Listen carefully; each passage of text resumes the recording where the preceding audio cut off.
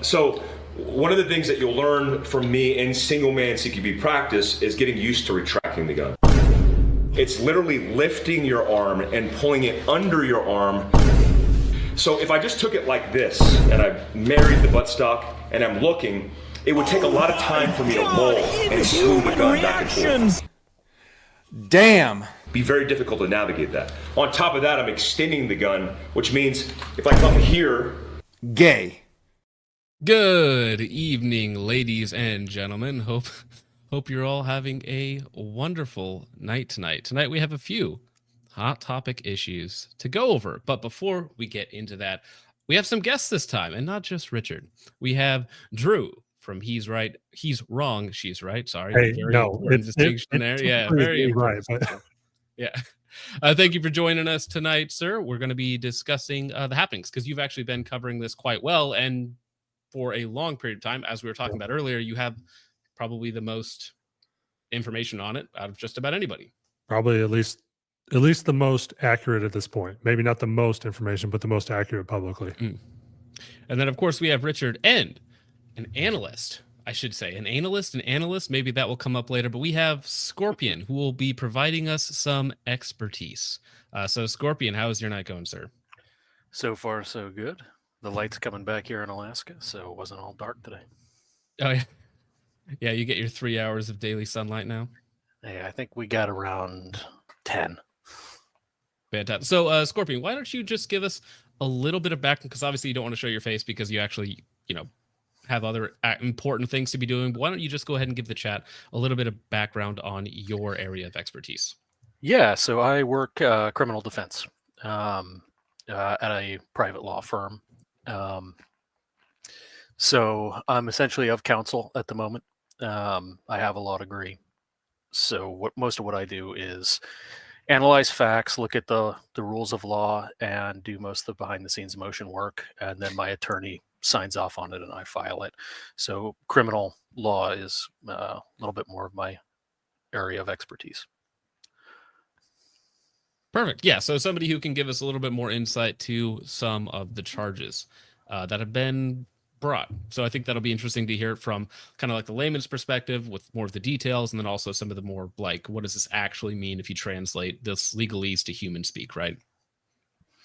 I make a half decent translator. We'll see. And then Richard, how is your night going?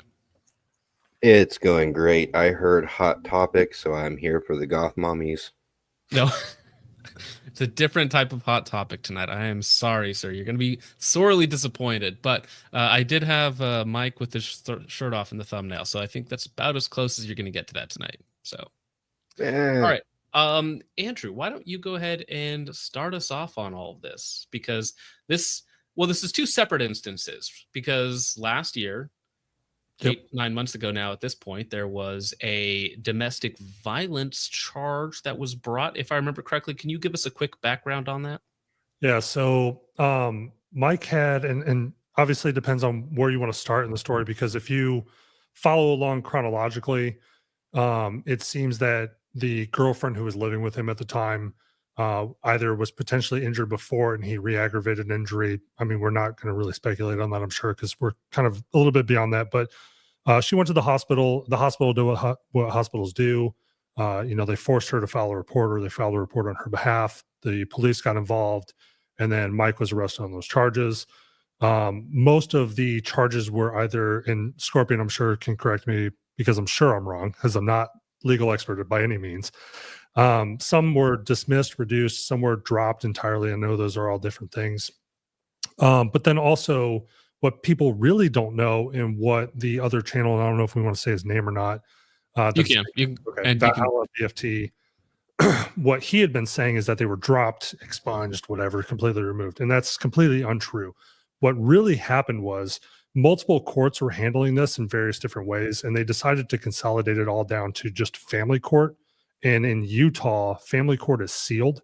So once that moves into that court, all of us on the outside, we no longer know what's going on. The thing that I told our viewers and channel is that you'll be able to kind of discern what's going on in Mike's life based on whether or not he has firearms in the background of his videos anymore. If he's doing video or firearms coverage, if he's presenting something, or if he's got it on his set, you'll know that he probably has moved somewhat in some way beyond those charges, whether they were completely dismissed or dropped, or he came to some agreement with them. But that hasn't happened, with, I think, one exception that just happened recently. But that transpired kind of over the course of the summer. And of course, everyone knows that, he called the girlfriend. He had Evan Hafer, reaching out to her, and other friends as well. And if Kay's in the comments, I'm sure he'll correct some of this as well. So that all transpired. They moved it all to family court. We stopped talking about it because it didn't make sense to talk about it anymore. There was nothing else to talk about. What happens to him? Fast forward to December. We actually had no idea that any of this had happened. My wife and I were in Puerto Rico when he was arrested again on the charges from December 27th.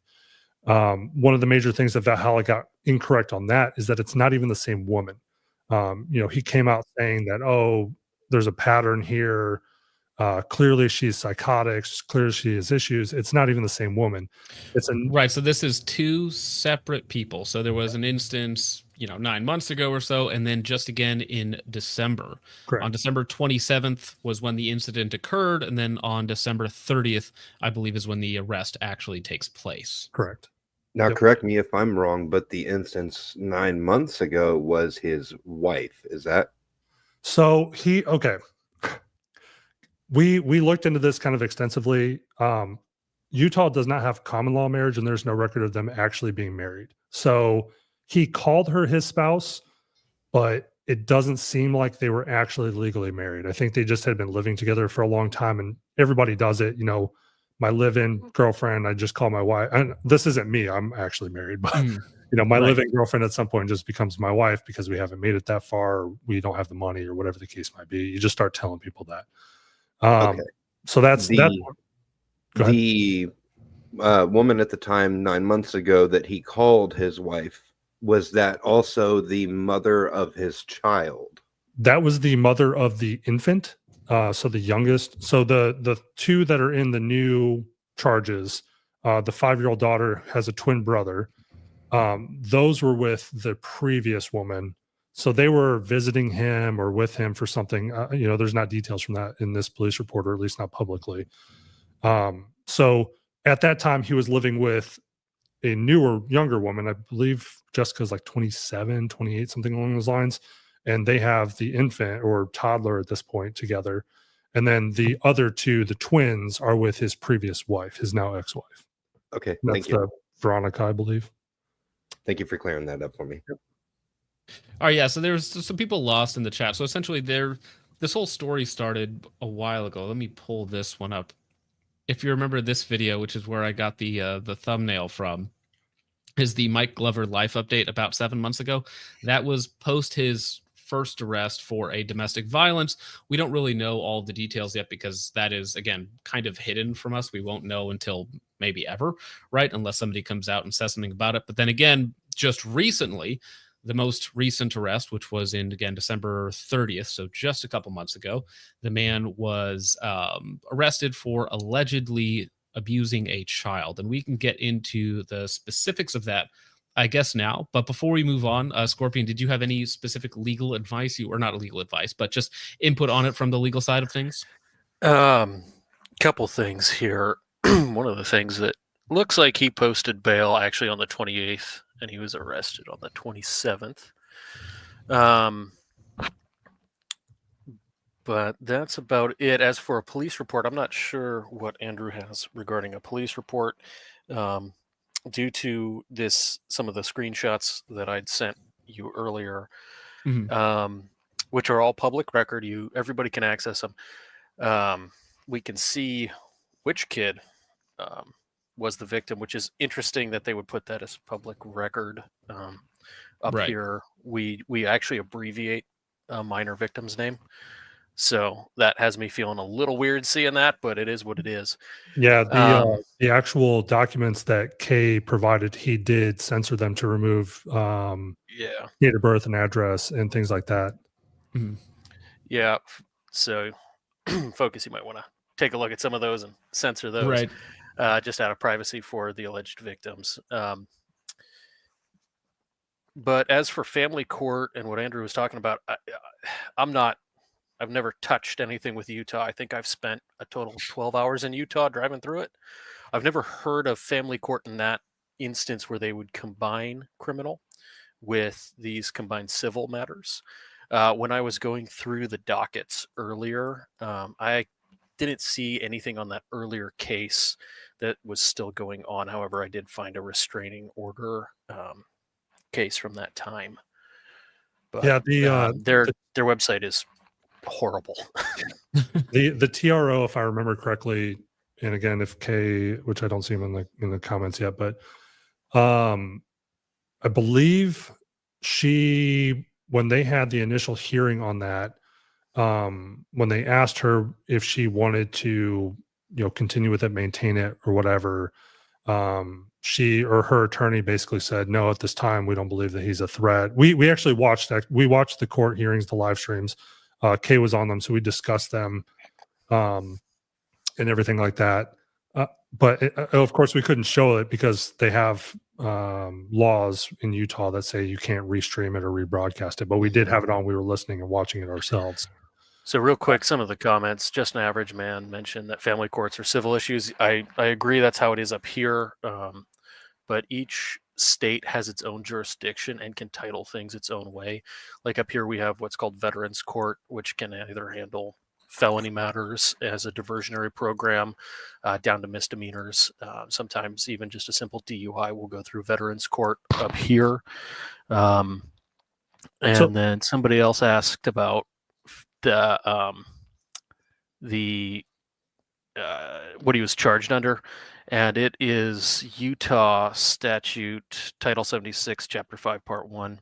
It is subsection 109. It's a crime against a person. Right. So yeah, he was charged under the section 2, which is an actor commits child abuse if the actor inflicts upon a child physical injury or having the care or custody of such child causes or permits another to inflict physical injury upon a child. So it is very inspecific. Now, this is a class A misdemeanor. So under 3A, it is a violation of subsection 2 is a class A misdemeanor if done intentionally or knowingly.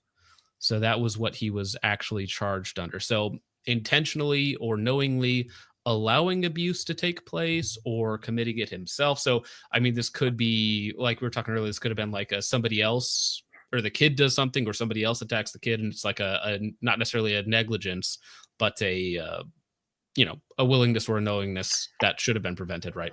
Yeah. Real quick, I see one other comment that's asking whether spanking equals considered child abuse. And let me see here. If it's enough to leave bruises. hang on. There's a parental duties and parenting.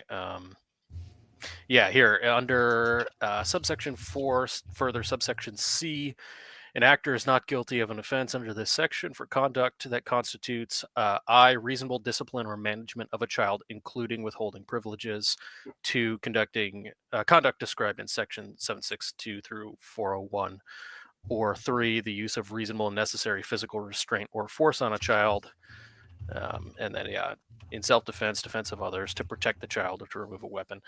So no, spanking does not necessarily equal. Well, because that falls under the duties of the parents, right? It can. It depends on the jurisdiction and how they're worded, and the whims of the prosecutor and the police investigator. Right. Well, there's a lot of that too. So if I were to play devil's advocate for a minute, because let's say that the one X was crazy. This is a different X though. Right. Let's say the kid falls down a flight of stairs, gets bruised, and then the wife says, "Hey, Mike beat up my kid right after Christmas." Right. Is that a possibility that this is, again, just crazy allegations made by another ex? Is that something? Because if there's no witnesses and there's physical bruises on the kids, she can just be like, "Hey, my ex-husband who's crazy, who has a habit of doing this in the past, allegedly or whatnot." Did this again, basically.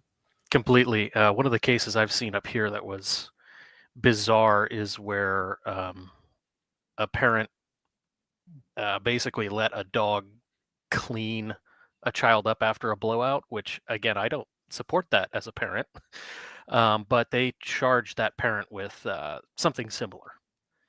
So it really depends.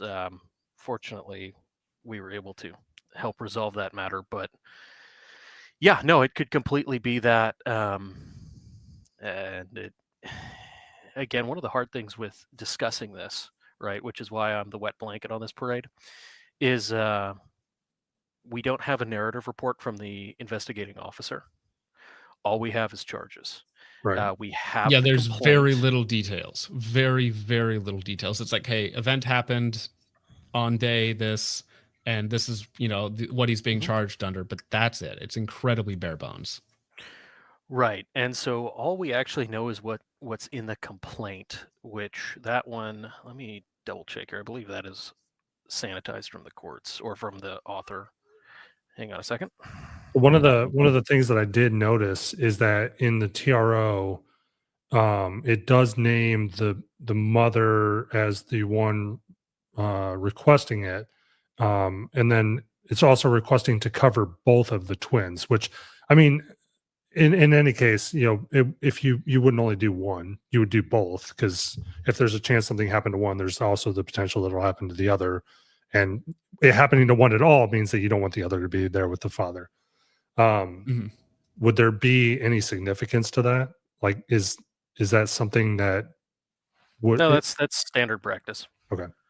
Yeah, the complaint is super vague. It's just count 1, child abuse with injury, class A misdemeanor in violation of 76-5-1092 plus 3A. The plus 3A means that it was intentionally or knowingly. Yeah. And moves it into the class A misdemeanor. And the rest of the complaint reads that in that Michael Aubrey Glover on or about December 27th, 2024 did A, intentionally or knowingly inflict physical injury upon a child, or B, having the care or custody of such child intentionally or knowingly cause or permit another to inflict physical injury upon a child. So that's about as vague as you could get. So the biggest problem that we had, and this happened last year as well, is that we had no intention of running multiple episodes about this case. We reported about it, and then we were going to provide an update for people that wanted an update, but we had no intention of actually continuing talking about it ad nauseum. But when Valhalla started talking about it, and he was, completely baseless. He didn't have any accurate information. He didn't have anything from the courts. He didn't have any sort of statements from Mike himself. And he was just going and saying whatever he wanted. And because he had a much larger channel, both then and now, people just bid on it. They're like, oh, this channel must be lying because you have a bigger channel, so you have more credibility. And we're like, no, what you're saying is absolutely untruthful. You were going out and you were lying, whether he's intentionally running defense for Mike or it's because he's another team guy and he doesn't want Mike to be in a bad way, or if he's invested. I don't know. We haven't actually looked into that. But the problem is that when the bigger channels, and it's the first to report kind of thing, the first person that gets the word out is the one people bite on first. But then the bigger channels that take it on, they also have a bigger responsibility to go out and make sure that the information they're reporting out is accurate.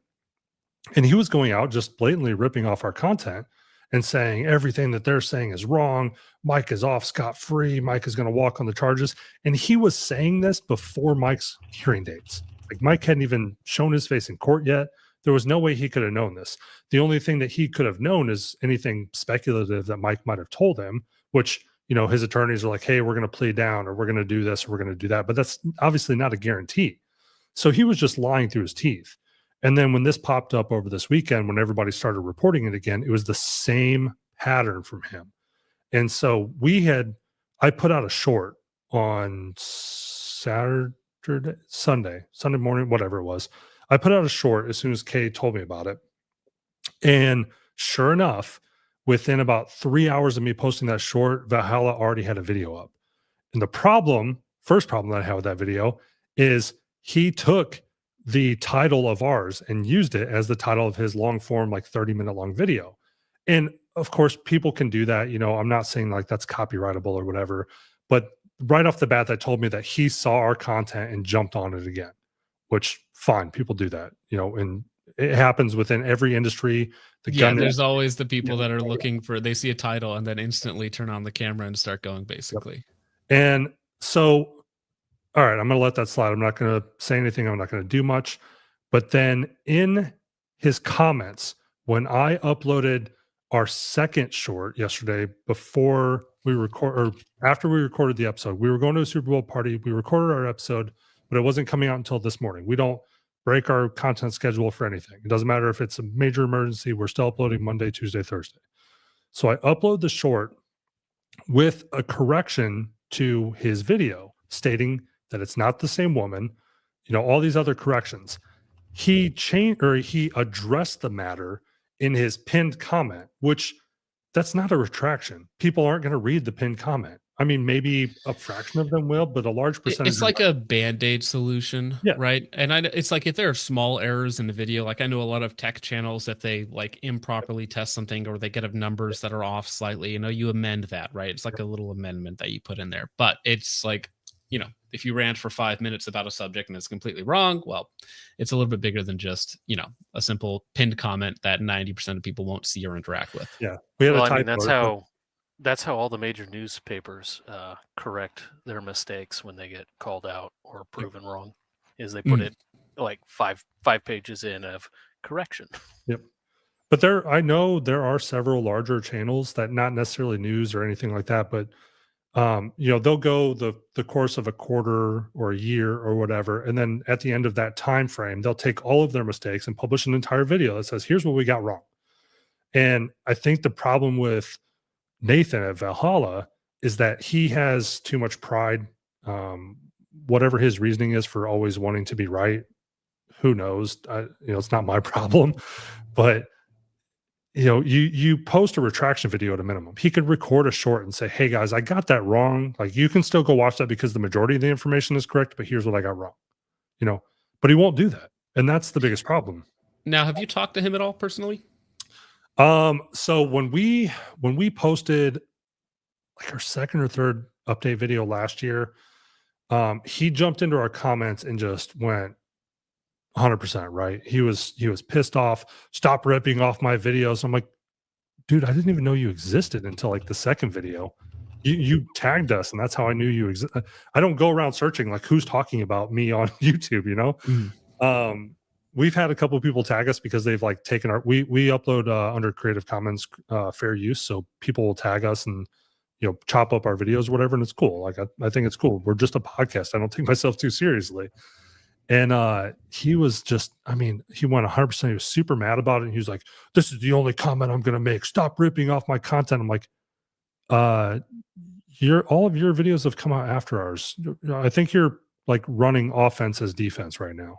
Do you think he's personally invested in the story? It's very possible. I know that Nick Palmisano from Diesel Jack Media, formerly Ranger Up, and all the other ventures, that Fieldcraft has a common investor, and I can't think of the guy's name off the top of my head. Not that it really matters, but Diesel Jack Media, who's a marketing company for anybody unfamiliar, and now they have like a TV show and some other stuff. The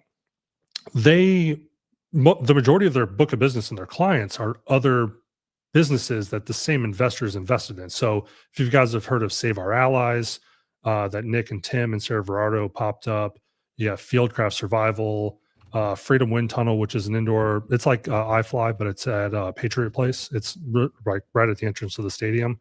Who else we got? There's tons of books like Chad Robichaud, Ben Kessling, obviously Tim Kennedy, all these guys. So they're all interconnected. They all have the same big investor.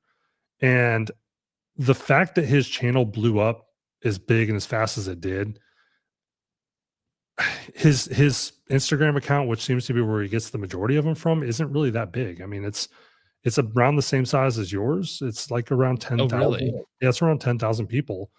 And that's about what his YouTube channel had April, May of last year, was like 10 to 15,000 people, or 10 to 15,000 subscribers. So now he has a little over 100,000 or something. So, I mean, I don't know, because I haven't talked to the investor specifically. I just know who he is because I was involved with those businesses. But the fact that he goes to bat for him like that and nobody else really does is kind of weird.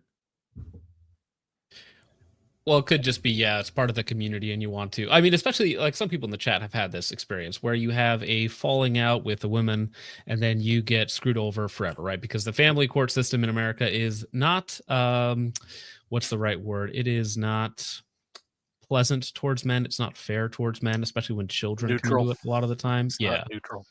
Yeah, like, I mean, you could just look at the rate of men winning child custody battles versus women. It's like 13% or something. It's wow. A ridiculously small number, right? And that's kind of just the way it is, right? So I feel that a lot of people, right or wrong reasons, might just all immediately be like pro-biased when they hear these sort of things, especially before all of the facts come out. But yeah, to actively going to bat for him in this situation, because one thing that it's kind of, it's not evidence, right? But it is related, let's say, right, is that he actually did step down from the company that he was the CEO of, right? Fieldcraft Survival. If we want to listen to this, it's only about a minute long, but this is actually Greg. Greg is the new owner or the new CEO of when we finish, Fieldcraft Survival. I have comments on this. I have a lot of comments on this. Sure. Well, yeah, let's play this about a minute long here. He's just going to explain a little bit of what happened and, Mike Glover deciding to step down right after all this goes public. And I came out to head up the Brazilian Jiu-Jitsu program for Fieldcraft Survival and start to work my way. The plan was always to start to work my way into basically the second in charge, the 2IC of Mike Glover, our founder and CEO. Well, that was about 1 year and 4 months ago. And this is our official announcement that Mike Glover has chosen to resign and step down and away from Fieldcraft Survival to pursue personal and other endeavors. And he has basically nominated and placed me in the role of CEO. So here you have it. I am the new CEO of Fieldcraft Survival.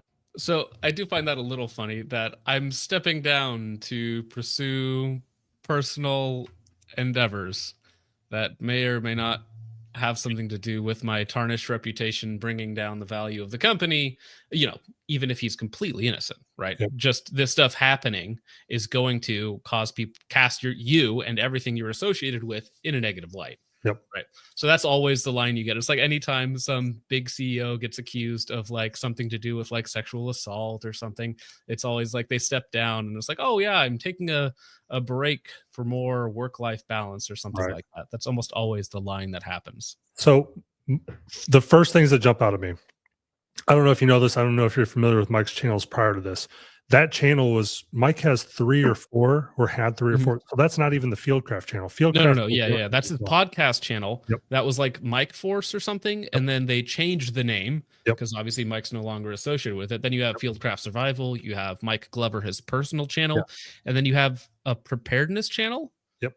As well. So So I think there's 4 at least. Yeah. So they were both smart and also, in my opinion, not very smart with how they executed this, right? So they took a channel that's known for Mike, right? The name was Mike. Mike was in it. Mike was the face of it. And they didn't want to regrow a new channel organically. They wanted to keep that audience. So they 100%. we're just going to spin it off. We're going to rebrand it. We're going to throw a new handle on there. Nobody's ever going to know other than our update video. We're just going to run on from there. Right. Yeah. So It's a different name. They changed everything on it. Right. Yep. It's like, and the comments in the beginning of the video, This is I our think there's a official. little, they show off all the comments like, hey, where's Mike at? Why is Yep. Mike on a break? Why haven't we seen him for a couple months? Right. Yep. And then if you go to his personal channel, he also hasn't uploaded in almost 2 months, Yep. which aligns with the events that allegedly transpired at the end of December. So yeah, it kind of all fits together. And I love that the title of the video is something along the lines of picking up the pieces and how do we move on. Oh, yeah. Well, or the one on his personal channel. One of the channels, yeah, it was Yeah, 2 months ago. The very strange thumbnail. People memed this thumbnail, which is what I used for this stream thumbnail. He takes his shirt off and he's like sweating inside and he's, looking off in the distance forlornly. Yeah, And this so is after the first event. it might be on the what was formerly the Mike Force channel. Oh, There's let me see if I can there's a find it. video from end of November, like November 27th, and it's like, where do we go from here? Picking up the pieces or something along those lines.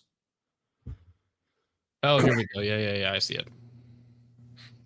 It is the picking up the pieces, Mike Glover. And that is, 2 months ago right there. Nope, 1 month ago. So yeah, month and a half, whenever that one there actually came out. That's the last episode on the channel before the update with Greg moving forward. Oof, actually, I didn't even notice that. This is really bad.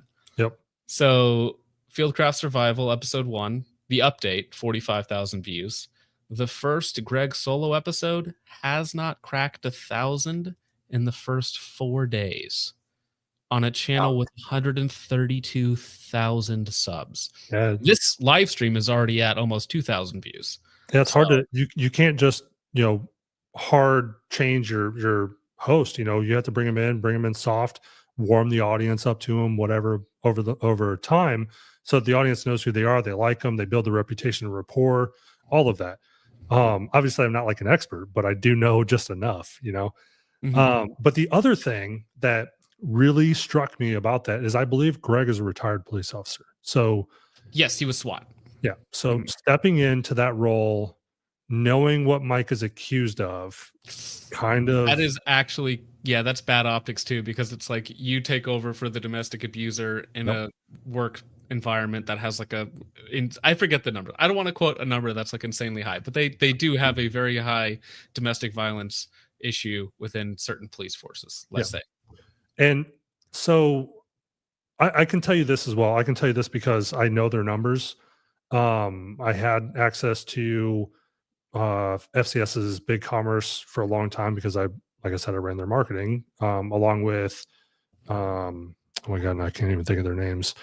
Ricky Silvani and Rob Parsons. And they were already dropping, I don't want to say that like it wasn't catastrophic or anything like that. They weren't doing the numbers that they wanted. They were still doing millions, but they weren't doing what they were doing year over year. The biggest problem that people had 2 or 3 years ago with their businesses, everybody tried to go virtual, right? You either are selling products or you're doing virtual classes, podcasts, whatever. So when people started going back to work, people were going back to the gym. They no longer wanted to pay for how do I train at home? They no longer wanted to do any of that kind of stuff. And so they were losing business, but it wasn't scary. But they wanted to cut marketing. They wanted to cut basically all these corners. And that happened in a lot of industries. They had a big boom, right? When everybody was stuck inside listening to podcasts or doing whatever, right? And then suddenly, everybody's back out and, they just don't have that much free time anymore. Yep. And so everybody and even for them, I mean, they were still doing millions of dollars in sales per month. You know, they employ a lot of people between North Carolina and Utah. I don't know what that number is. I don't know exactly how many people they employ, but it's significant, you know. So any amount of loss in your revenue is going to impact who you want to keep around and what you can pay them to stay around. And he also had made the initial Uvalde video around that same time. And some of the things he was saying and some of the ways that he was talking, I was telling Nick and Albert at DJM, like, I think we need to kind of run defense for this guy, because I don't want to abuse the statement because I don't want to make it sound worse than what it is, but he kind of was like having a Kanye moment at that point in time. Oh, really? To that Yeah. level? Yeah. And I was like, I mean, I don't want to say like racist. He wasn't like going Nazi or anything like that, but he was like, that's not the guy that people like know him as. Mhm. And some of the comments that he was making, I was texting. I remember Albert, who's one of the he's the managing partner for DJM. I texted him one night at like 11:30, and I was like, "Hey, man, do we need to reach out to Mike and say maybe pull that post down before it gets picked up by the media?" And he was like, "No, just let him do his own thing." And I was like, "Okay, like I don't really feel comfortable being the guy behind the curtain for this guy, but that's how you're getting paid, which is how I'm getting paid. So Right. I'll do my best, I guess." And yeah, Well, a PR team's worst nightmare. You mentioned Kanye. The memes about his PR teams, like, you know, committing slur slide or something like that, is very, very funny. did you see the whole thing with the Super Bowl? And I don't want to digress too much, but it's kind of funny. I mean, it's horrific. No, if it's funny, go for it. Yeah. So I don't know if the commercial actually aired because I didn't actually watch all of it. I was working on this morning's episode until really late last night, and I didn't come out here until about halftime. But apparently he ran another iPhone ad, not a big deal. But he stripped his site of every product except a swastika t-shirt. Oh, right. Was that somebody was commenting that in chat, like H11 or something, HO11 or something was the name Yeah, it of was the like a product or SKU. something? Yeah. Yeah. And that was it. I didn't see that, but that Kanye's he's had some directional changes in the last 3 or 4 years. Yeah. Right. I mean, he's never been a stable person, to be Right. clear. Yep. He's never been a stable person. So, Right. yeah. Yeah. So shortly after, and I won't get into this whole story, but so You bought sorry, Dixie apparently bought one. All right, wow. Dixie is a internet meme page. So Send me post a link so I can, or tag me somewhere like on X so I can follow you. Right. Lee Max Media is or the Bacon Father is how you can find me. So now that's all I'm thinking about. Last year? It was shortly before the first arrest, and it might have been right around when we started this podcast. We hadn't talked about Mike, had no conversation with him or anything like that. Mike posted something on X, and I genuinely don't really remember what it was. And all my response was and, because I was like, please elaborate. Like, and what? Mhm. What are we gonna do? What are you gonna do? What is the next step? And what? And he blocked me for that. And I thought it was absolutely hilarious. So I had commented that offhand in one of our very early episodes. And then Mark when LaRue posting. what was that? Mark LaRue level blocking. yeah, he's famous for just blocking people for like even complimenting him. Yep. or like just very random stuff. So Yep. if you ask him when a product is coming back, he'll block you. My wife actually asked me what that video meant on your page earlier because she was trying to figure out who I was coming on here with. And she was like, what's that mean? Yeah, just Mark is a very funny. He's kind of also a crazy designer guy who does things just for the heck of it. So yep. So yeah, so I mentioned it offhand, and then that came up, and then of course because the transcripts and things like that get indexed by search, people can just look up his name and they can find it on YouTube and everywhere else. And people found that timestamp and listened or watched or whatever, read the transcript of me saying that. and then took the video that came out after that talking about his arrest as me being salty about his arrest. And I was like, that's not what this is about. I'm not mad at the guy. All I'm doing is reporting on the facts. I'm telling you guys what we have seen, what the courts have said, what the police have said, the police report.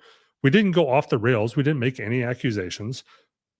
But because I had mentioned offhand one time that Mike blocked me, they're like, oh, clearly you're mad Right. and just attacking him. And Well, that's how it goes with anything, though. It's, if you have a interaction in the past and then something pops up like right now, they're going to bring it up. Like, oh, you're just angry, right? You're just mad that this guy did something back then, right? Ah, all right, gentlemen. I think that does kind of wrap it up for the Mike Glover situation. I think there is a trial date set for March, yeah, if I remember correctly. That's the yeah. next that update in will this. that won't happen. That won't happen. I wouldn't think. I would expect maybe a year and a half before it actually goes to trial.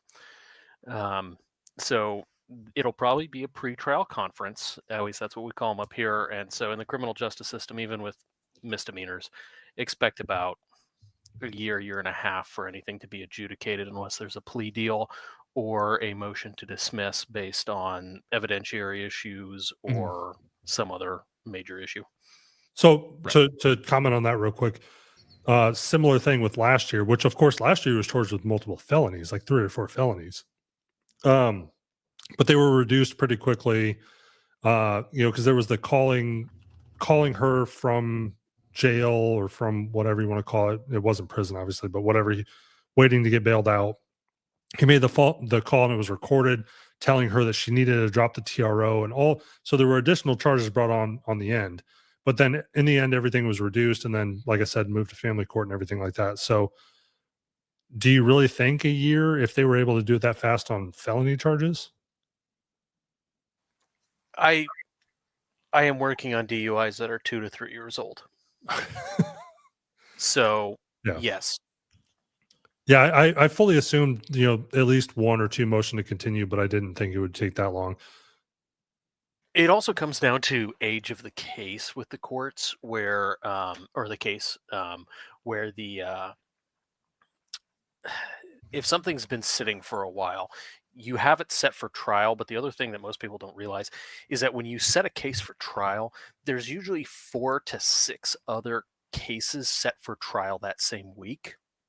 Right. And so first up, second up, etc. So yes, it might get set for trial, but it might be 6th up, which means there are 5 other cases that the court has to hear before that one. Yeah, the speedy trial meme is always a fun one, because it's like when you're in the trial, it might only be a week or 2, but actually getting to that point, that's what takes forever. Yeah. There is something called Rule 45, at least up here, where the defendant can basically say, no, hey, we don't accept a continuance. And at that point, I don't remember the exact number, but the state only has a certain number of days to bring it to trial. But usually for criminal defense, at least I personally like having more time and running that clock, because memory is a fickle thing. And prior inconsistent statements are a lot of fun to bring in. Yeah. All right, gentlemen, any closing statements on this before we move on to the next topic? The only thing that I want to say for anybody that's watching this is I want to be very clear that I don't have any ill will against Mike. Obviously, the court and the justice system is going to play out however it plays out. My issue is when people present things as fact without having any sort of evidence or fact on the internet, and then running out to their audience and saying, hey, this is what's going on.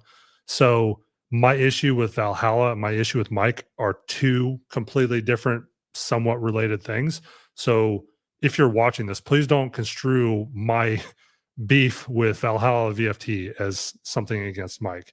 Right. If Mike is truly innocent, then Mike is innocent. All we have done is and that's the official statement is Mike is innocent until proven guilty, right? It's just kind of interesting to talk and go over some of the stuff, especially if there is some misinformation floating around out there. Right. There's most likely misinformation floating around within the documents. There always is. One thing that multiple people brought up was ask about Rule 34. Okay, here you go. Rule 34: producing documents, electronically stored information, and tangible things, or entering onto land for inspection and other purposes. You're welcome. That doesn't Jack. sound like the Rule 34 that I've heard Rule about. 34 that I know at all. Sorry. Yeah, that's different. That's not even tested on the bar exam, so I don't know. I had to Google it. Oh, I That's did, funny. but I put in federal Rule 34. I'm not Googling the other ones. You degenerates. Yeah. For anybody in the comments, if you don't know, don't. right. Don't worry about it. No, Ask your nobody dad later. watching this stream is innocent. All right. So we're gonna get to some super chats now. Drew, you are welcome to stick around for the rest of the show. But if you want to take off now, it's also a perfect time to say where people can find you and whatnot. So Yeah, sure. I mean, if you'll have me, I'll stick around. If I just end up Sure. being a bobblehead, you can be like, dude, fuck off. Sure. Out of here. well, yeah, it's no problem. And Scorpion, same to you, sir. If you want to stick around for the rest of this, you totally can. But it's not directly related to our previous topic, even though it is a mic topic. Oh yeah, I've got some experience with this other one. Okay. All right. Perfect. Well, let's get through the super chats of this first half, and then we will move on to the Mike Jones defense. So Mike Jones, kids babysitter for $1.99 says, "Oh, I'm standing by," with a interesting profile pic there. Mitchell Black for $4.99. Thank you very much, sir. Says, "Hi, Joe kids." Hi. That is actually interesting. One of them is accused of doing things with his wife. One of them is accused of doing things with his kids. Yes. $4.99. Thank you, sir. Jake for $1.99 says, break the wrist and walk away. Mike Glover, probably.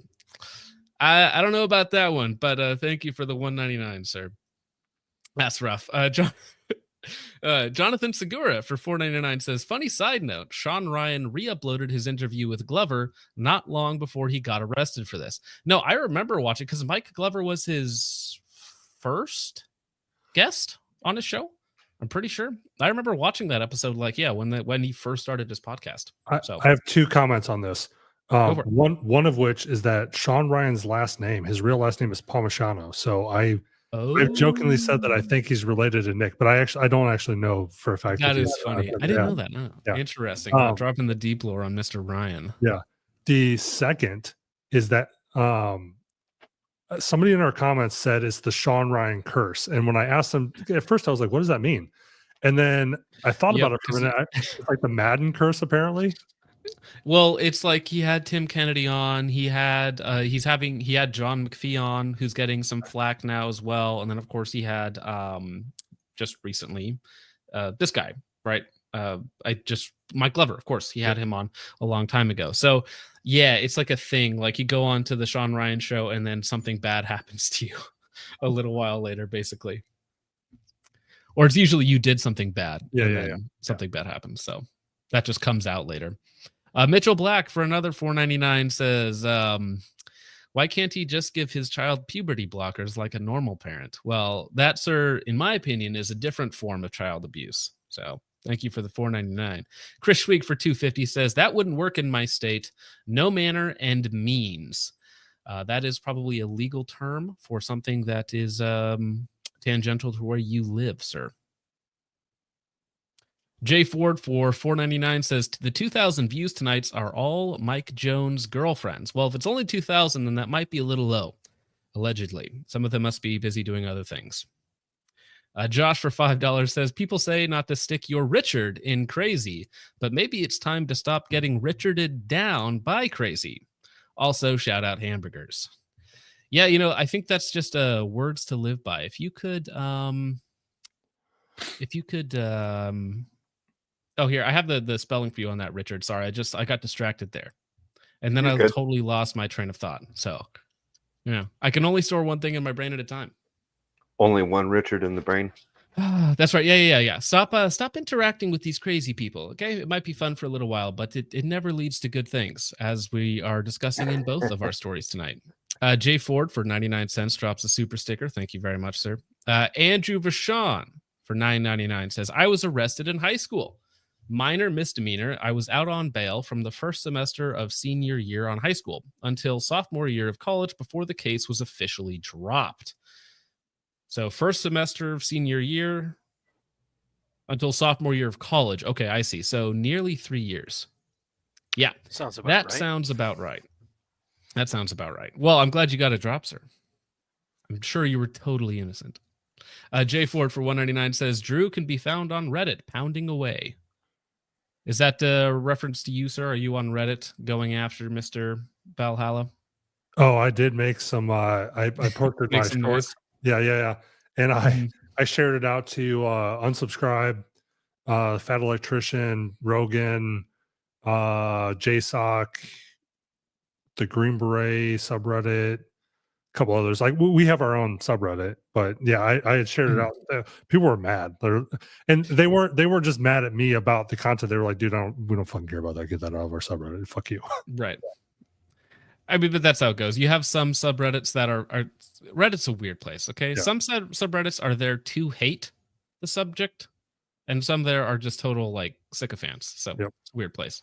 Yep. An Axe to Grind for 499 says if you're going to cover drama like this, you better be reinforcing the fact that kids should stay out of the military lest they end up similarly. I mean, there are some people on the panel that have been in the military. I never was particularly interested. I've had a lot of family in the military. I personally, looking at the world that we live in now, have zero desire, and I have little kids too. And you know, it's a touchy subject for a lot of people because a lot of people have good and bad military experience or whatnot. They loved it. They want their kids to join, as you know, like my dad was in the military. He was a Marine during Vietnam. Nick Irving, Yeah. Reaper 33 for people who don't know, or if they do know. When he was on our show a couple months ago, he explicitly said he's not letting his kids join under any circumstances. He will do anything, come up with any amount of money. He does not want them to join. We have our youngest is just entrenched in World War II history. The kid knows everything about World War II. I mean, just loves it, knows places, names, equipment. I mean, he just knows everything. And I was like, man, he's only 9, but that's the right kind of person to be a leader. You know, you want somebody that knows their history. You want somebody who can speak the language. I would try and discourage him, but I think that's like, he's destined for it. Like he would be good at Right. it. Yeah. So I would be in that same camp where I would want to discourage my kids currently, like 100%. Alternatively, from my experience as a district attorney and all of that, just be involved with your kids. Hug your kid. Be involved, because a lot of what I've seen, both in my time in the military, the troublemakers, they had issues with authority because of parental issues. Like when I was at basic training, I ended up taking a bunch of these dudes aside. I'm like, hey man, what's going on? And I just try to be their friend to figure out what the hell's wrong with them that they can't figure out this basic shit. Like keeping their wall locker clean so we don't, pardon my language, but get fucked up by the drill sergeants. Yep. And oftentimes it was either, oh, I had no parental involvement, or I had just really, really bad parental involvement. And so I was a little bit older when I went through basic. And so it was trying to take that older brother approach of just trying to mentor the guy and show him what positive reinforcement and that positive brotherly love looked like. Likewise, in criminal, a lot of those dudes who make just dumb. I prosecuted somebody, or I charged somebody so that I could come up with a creative means for him to deal with the situation. Young soldier, for stealing a $150 Lego kit from Walmart. And basically what I ended up coming up as a solution was a apology letter, and then paying back Walmart in installments. And a lot of that came down to, when I spoke to his attorney, was just like a lack of understanding certain responsibilities. So when it comes to military, joining military or doing other things, it's a lot of just that involvement. Because I grew up in a military family. I spent some time with the nasty girls. Focus, you don't know that. National Guard. Oh, okay. That's funny. My brother was in the National Guard, so that is I Yeah. smiled. As soon as he said I smiled, but I don't know what everybody knows, so I don't say anything.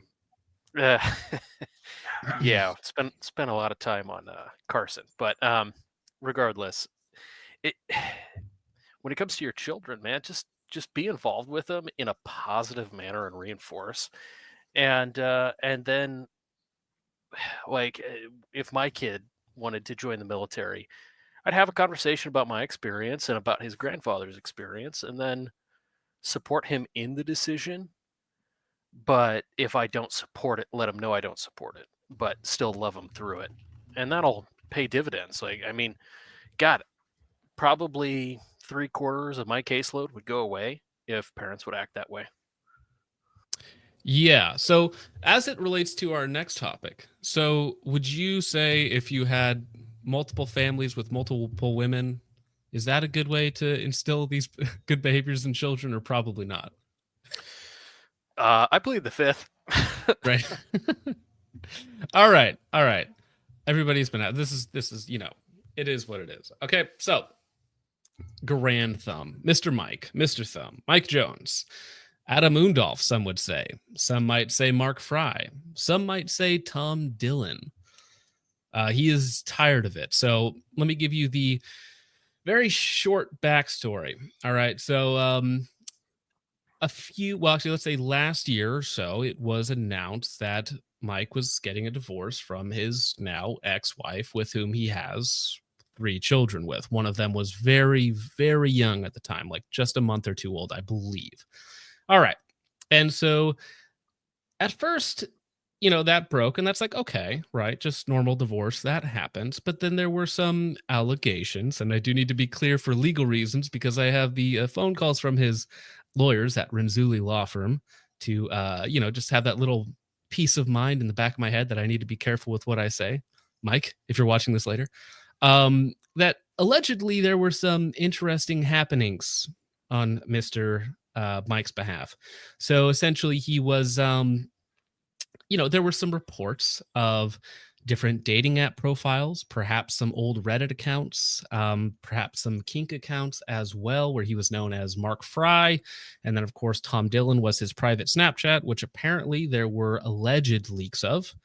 And so there was this idea that Mike has gone on a lot of podcasts talking about the war against families. And perhaps if some of these things are true, it would turn out that it was a war on families, but it was being waged by one Mike Jones, allegedly. Right. So a lot of this stuff started to pop off, and I was one of the people who had a lot of the information. And so I did a live stream on it, and that kind of kicked a lot of the things off. Now on Instagram and Reddit, it was basically everywhere, with all the information being out there to see. But important to note, I did reach out to Mike multiple times before I posted anything, always asking for comment. Right. And so, including before I did an interview with allegedly one of the women that he may or may not have been in contact with. And I let Mike know ahead of time, and if he had anything to say about that, and he declined.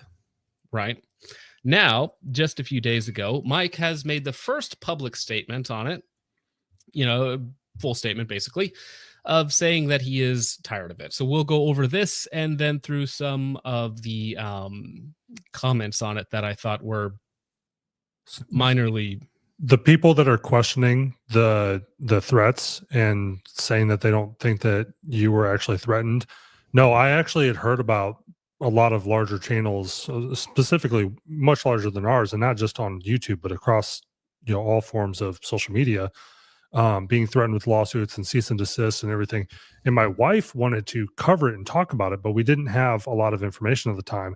And I was like, I don't know that this one's worth it, And so, to your point, he has gone balls to the wall trying to keep people silent on this, and That is also what I have heard, is that Yeah. there are multiple C&Ds floating around with people. Yep. I have not personally seen them, so I cannot confirm their validity. But that is what I heard have it from enough people, and seeing it in your chat here as well. People Right, talking yeah. about it, it's Well, yeah. Let me run through this statement real fast. So this is from Garand on his Reddit. He made a direct post, and he's also in the comments as little as 4 hours ago defending himself. So that he's taken to, for some reason, instead of making, a video or doing it on one of his bigger platforms, he decided to take to Reddit specifically to defend himself, which is awkward when you consider some of the allegations were from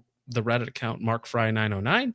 So it's just interesting that this is where he chooses to defend those allegations, on Reddit versus a more popular place where that it might get a little bit more attention. So let me read out this statement. The amount of hate and character assassination has gotten insane. I got divorced. I'm sorry. It was a huge deal to me.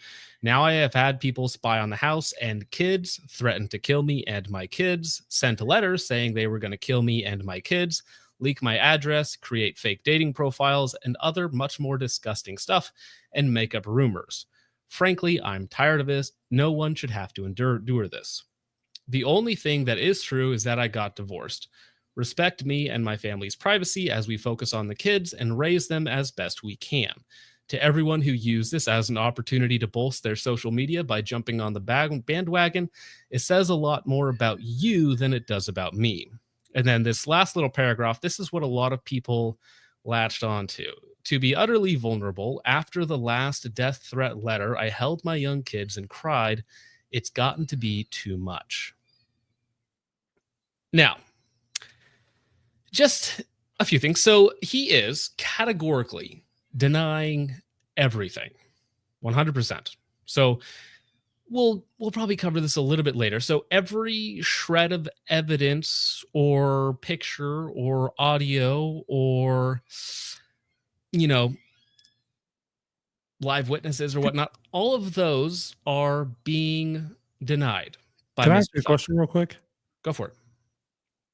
This says it was posted 6 days ago, but I swear I read this longer ago. Did he repost this? This was sent to me. I woke up one morning and had like 20 people send this to me. The last line though, to be utterly vulnerable, hug my kids, blah, blah, blah. I swear I read this longer ago than 6 days ago. Well, I don't know about that unless you were following Harambe, because if you remember, some of Harambe's posts go into talking about how Mike's trump card may or may not be, going back to his kids, using his kids as defense, or threatening to self-delete in Minecraft. So this might have been something similar that you read to this a while ago. But apparently, allegedly, this is a manipulation tactic that is alleged to have been used by some of these people. Right. So, but let's talk about the death threats. If you threaten Mike's kids, like legitimately, like that's awful. You should never do that. Why would you ever do that? This is not a big enough deal to waste your time doing that. Now, some things that I thought were interesting is, are these people like actually sending letters to his address? And like handwritten letters, like I'm going to kill you, like leaving a paper trail. I would get somebody sending like a message, because listen, I'm a small channel. I get death threats, and it's like funny, right? If there's not any like actionable information in them, it's probably just somebody who's upset at me for something and they're trying to blow off steam or trying to be an edgy boy.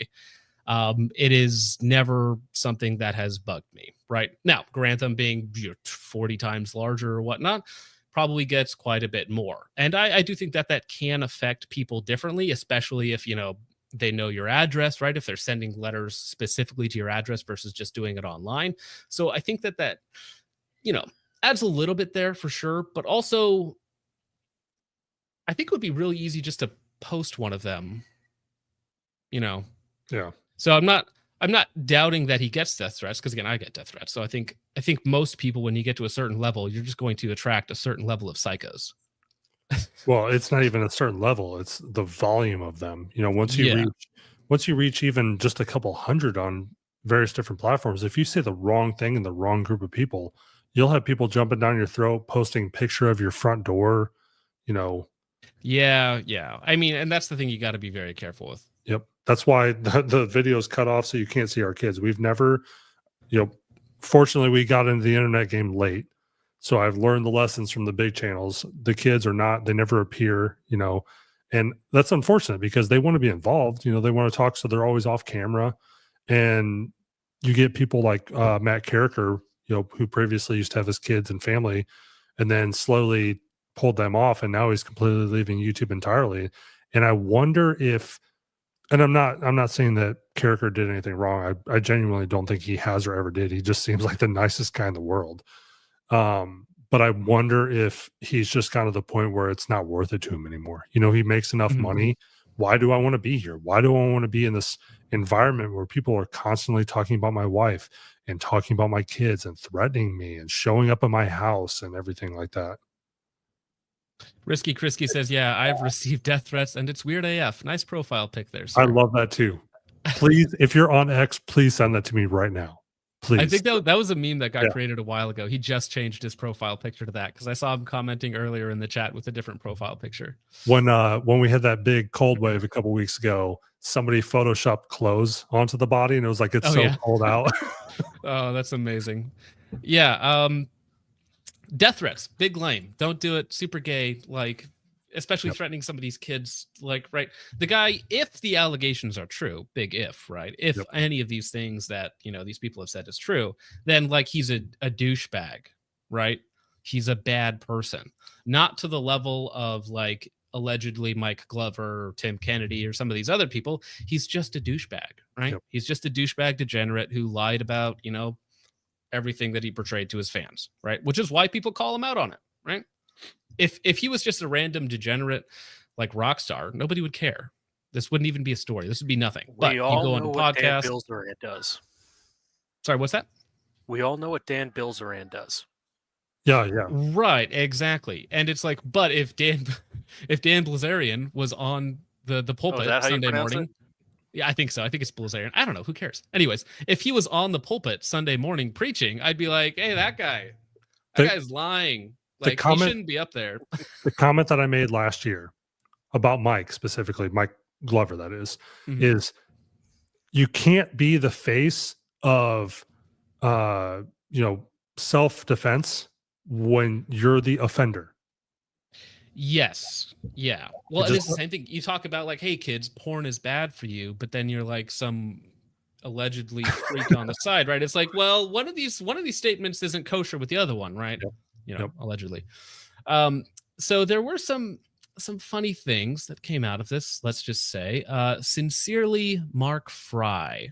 Now, this post, I actually screenshotted this a couple days ago when I first got sent this, but it now has 60% of the likes of the main post, so it is climbing up there. Mr. Thumb is about to be ratioed on his own page, but essentially signing that document as one of his pseudonyms, Mark Fry, and then Garand Thumb responding to it saying, I love the amount of upvotes this has. Pathetic. Now, Garand Thumb is going to deny basically all of the claims, as we've already said. Again, just very funny memes about Garand Thumb watching that comment go up and up. Mr. Zugan comments, aren't you that guy that talked a big Christian game and then betrayed your wife? You didn't need to do either. If you had done one or the other, nobody would care. Again, yeah, completely correct. Still, everybody screws up from time to time, and your family is off limits. 100%. That is the correct statement.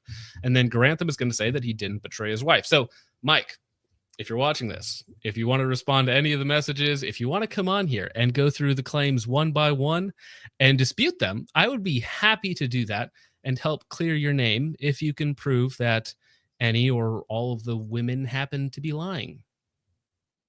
Right? I think that would be a good time. 21 downvotes. He had people. Well, yes. So it's actually a lot of these are going to have a lot of downvotes on them.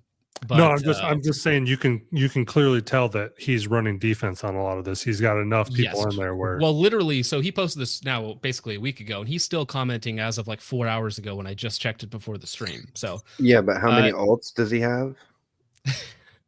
Well, allegedly he has at least 4. So, and I mean he's got a lot of fans, right? He's got a lot of fans, and his main post has 800, 900 upvotes. So of course it's still everything should be a positive ratio on his subreddit.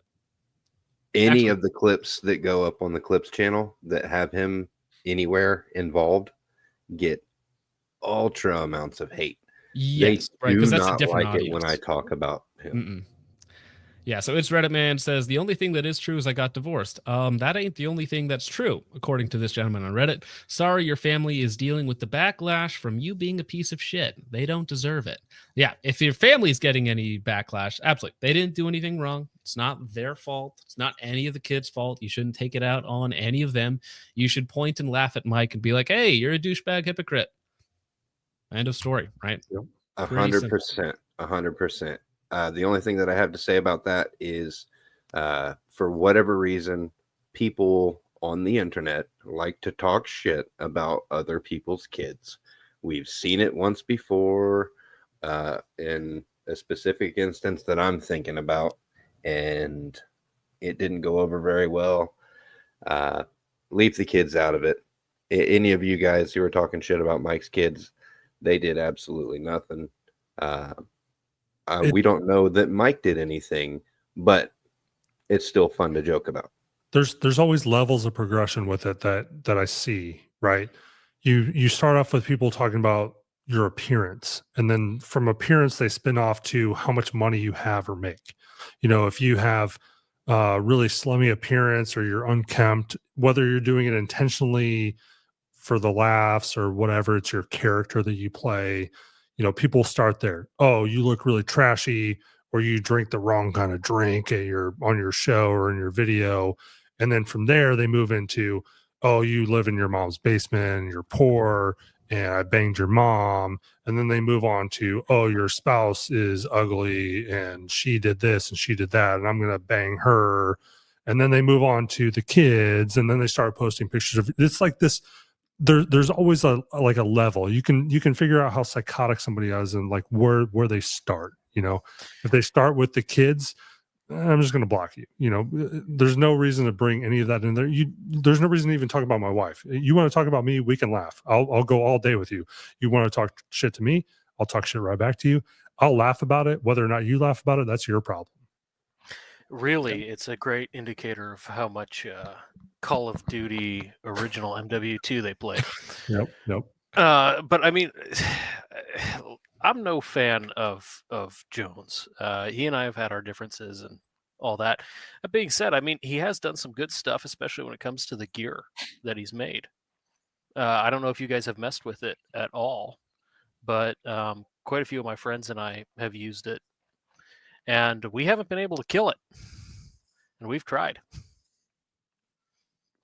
Yeah, he's a really good content creator. He's very good at his craft.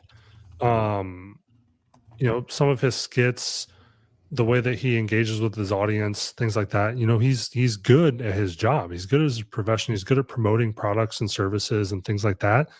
And diving into his personal life, I would say that if it wasn't for the fact that he promoted the persona of being a family man, family first, I'm always there for my wife, I'm always there for my kids, nobody would care about this. If he acted like a playboy, nobody would care, because that's the persona. But because you're the Christian father, you're the dad who's always there, you're family first and everything like that, when that gets blown up because that was the character and not reality, that's the problem. 100%. 100%. And that's at the end of the day. But again, as Focus has been saying, like, hey, we have a certain amount of evidence in all this. Yep. Like I said, and in my tag, I'm the wet blanket. I just want to temper all this and play devil's advocate in certain areas. Yep. Oh, sorry. I thought you were going to lead into something there. No. But you just finished. Okay, yeah. So yeah, no, that was my entire thought. So one of the rules on the subreddit is don't disrespect Flannel Daddy. So it is just a very Garand simp heavy subreddit, which is quite funny, even though they do poke fun at him quite a bit. Yeah, the dad advice section hits a little different now at the end of his videos, right? Yep. So let me see. There's one on here specifically. Child support. Well, yeah, it's like how to survive or alimony payments in the courthouse or something like that. That's this next survival series video. How to survive your attorney's bills. This is an important one. So Garand just says that this is all of the stuff is fake, right? So are you publicly stating that Mark Fry wasn't you and those recordings weren't your voice? Genuinely asking, not a troll. Garantham responds, correct, not me. So I believe currently he is saying that quite literally it is all fake or it's all AI. So if you show this one, he's added some additional information just again 4 hours ago. So he is still in here defending himself. All of those photos have been posted to my profile, and the spicy one was a joke on a group for buying and selling high dollar photos. I don't know what he means by that. Audio is easy with AI. So again, he's saying all the audio is AI. Allegations from alleged girl is from a girl who dated a good buddy who killed himself, and I rejected her advances. So he is calling her a scorned lover. Now, I believe he on the IA. Comment on the AI. Well, AI is good at replicating sound. It's not good at replicating tempo at the moment. So I will agree and disagree. And for my actual day job, my trade, Lemax Media is my web development and marketing company. And I'm a web host for very, very large, even universities here on the East Coast. AI, like you said, it's good at some things, not good at others. There are some tools that are better at things than others. When we were in family court last year, it was the initial time my wife was going through custody court with her ex-husband, and the judge, in response to something that her ex-husband's attorney said, he said, we're not here to determine who's an expert here in the court. And I turned to him. I was on the stand at the time, and I said, Your Honor, the state of North Carolina does recognize me as a forensic IT expert, so we can play that game if you want to. And it was in regards to screenshots and screen recordings that they had taken that were actually doctored, and I knew that they were. And when I asked her to actually show the real public content, she was unable to do so. She wanted to show the recordings that were doctored, not the things that were actually truthful. The first one that I pulled up, the judge was like, I'm not doing this. He's clearly right. I'm not doing this. So whether it's admissible, however much he's going to pay for attorneys to fight this stuff, who knows? But I think that obviously this is going to come down to how good his attorneys are in fighting this and how much he actually wants to put into this. But from what I saw, his wife was, I don't want to say necessarily backing him, but she was saying, I'm staying with the company. So she probably doesn't want to fight it. You might not be aware of this, but this is complicated. So Ashley is on the Onward Research company title, right? Okay. To insulate Garantham from his previous marriage. Okay. So that is why she's also not stepping down from the company, or because it's in her name, right? So she's smart. yeah. Well, see, I don't even know there's allegations out there I don't even want to talk about, right? Yeah, There's stuff that's just private, that's just like, Yep. there's like, maybe she's a little upset, maybe she's getting all that she can out, right? She might be upset for different reasons, but yeah, so Mike is calling everything fake. Real quick, go on for that note, what kind of business is Onward? Is it an LLC, LLP? Like, what are we dealing with? Because that can alter. Like, what do they do, or the LLC? I don't know about the I thought it was business that stuff. I is it an remember LLC or an LLP? I mean, I could find that out in a minute or two.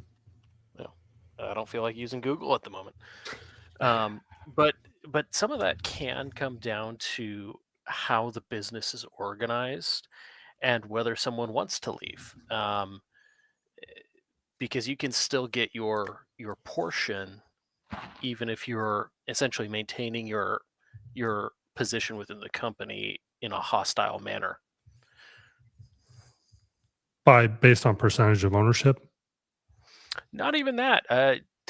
If it's a corporation, then you have percentage of ownership. If it's a partnership, some other thing, it depends on what type of business entity it is. I gotcha.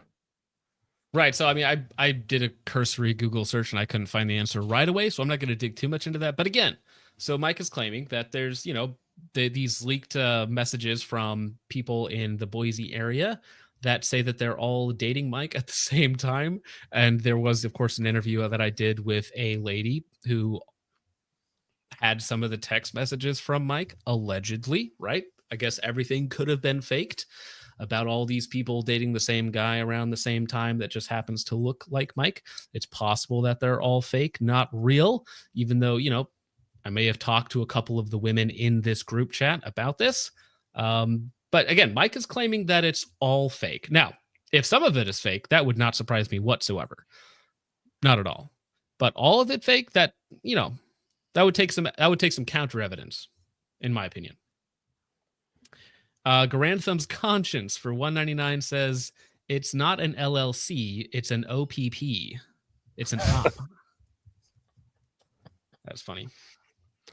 So Gemini responded that their footer of their website says they're an LLC. Okay. Really? I was just on their website. I didn't see it. This doesn't look like the same thing, though. No, it's not. This is Onward Brands. Never mind. Okay, yeah, it's probably different. All right. Let me see here real fast. So before we move on, there was also that one little claim that somebody made on Reddit about, I think it's this one, yes. Right here. So Gigagrug says, "Hey, retard.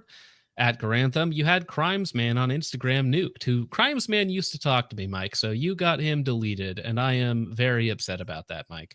But you had Crimesman on Instagram nuked because of posting intimate conversations, i.e. you DMing randos and talking about wanting to nut in them. Now, that is, again, a allegation by this Gigagrug on Reddit, but I do know that Crimesman did get yeeted because he was somebody who chatted with me, and I'm very sad that he is gone now.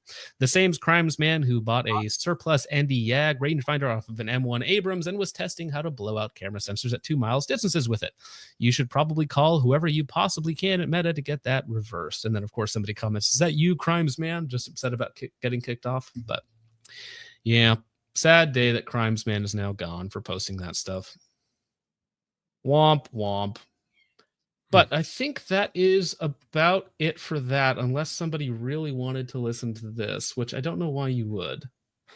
But somebody in the chat did ask for this, so I will allow this to play. Okay, ready? Here. Moving on. Did you get the last couple super chats before we close out with that? Your ass, darling. I really want to see it. All right, so you guys See your ass, darling. I really want to see it. Anyway, so allegedly that is AI. That is what Mr. Thumb is saying. So that is his take on the situation, that all of the leaked audio, text messages, accounts, women are just fake and not real. So that is the take. That is his defense on Reddit, which I thought would be just an interesting little thing to go over. And yes, there are a lot of super chats that we're going to get to now. And then there's kind of a final third story that popped off just a little bit. So we'll check that out. And again, anybody who needs to take off, feel free. Garand Thumb's Conscience for $1.99 says, "I don't exist." Damn, ouch. No one you know for $5. Sorry, Can I get that credit card if you don't exist? Right. Yeah, somebody's paying for it. Yeah. No one you know for $5 says, "I thought Rakita Law was going to be on here." No, that would be interesting. He's another very strange man. I'm sure we could talk about something. So I reached out to Andrew Bronca of Law of Self-Defense after he super chatted on here one night. And I tried to get Bronca on, and I was going to see if he would be willing to reach out to Nick on our behalf to invite him on as well, because I think that would be a wonderful conversation to have. Mm. Which Nick? Yeah. Nick Rekieta. Oh, Are you familiar with him? no, I'm not. Rekieta Law. He's the one who covered the Rittenhouse trial in depth and then had a... He had cocaine around children, and then his children tested positive for cocaine, and he had like loaded firearms around them and whatnot. It was a whole ordeal. But anyways, that case just got finished. He didn't get any jail time off of his first offense. So, but he did just get like a bunch of, punishments and probations and whatnot for it. But that all just got settled like last month. Now, if there's ever somebody, at least within the military and veteran space, that you want to get in contact with, if I don't know them, I'm like maybe one level away. Like, what was it? The 6 degrees of separation with Kevin Bacon. Yeah, I'm like, yeah. like It's just you. one, Yeah. two, yeah. Yeah, you don't want to go down the Nick Rekieta rabbit hole if you don't want to. It is not a fun place to be for us or for Nick Rekieta. No. Garand Thumbs Conscious for $4.99 says character assassination. How can you kill something that didn't exist?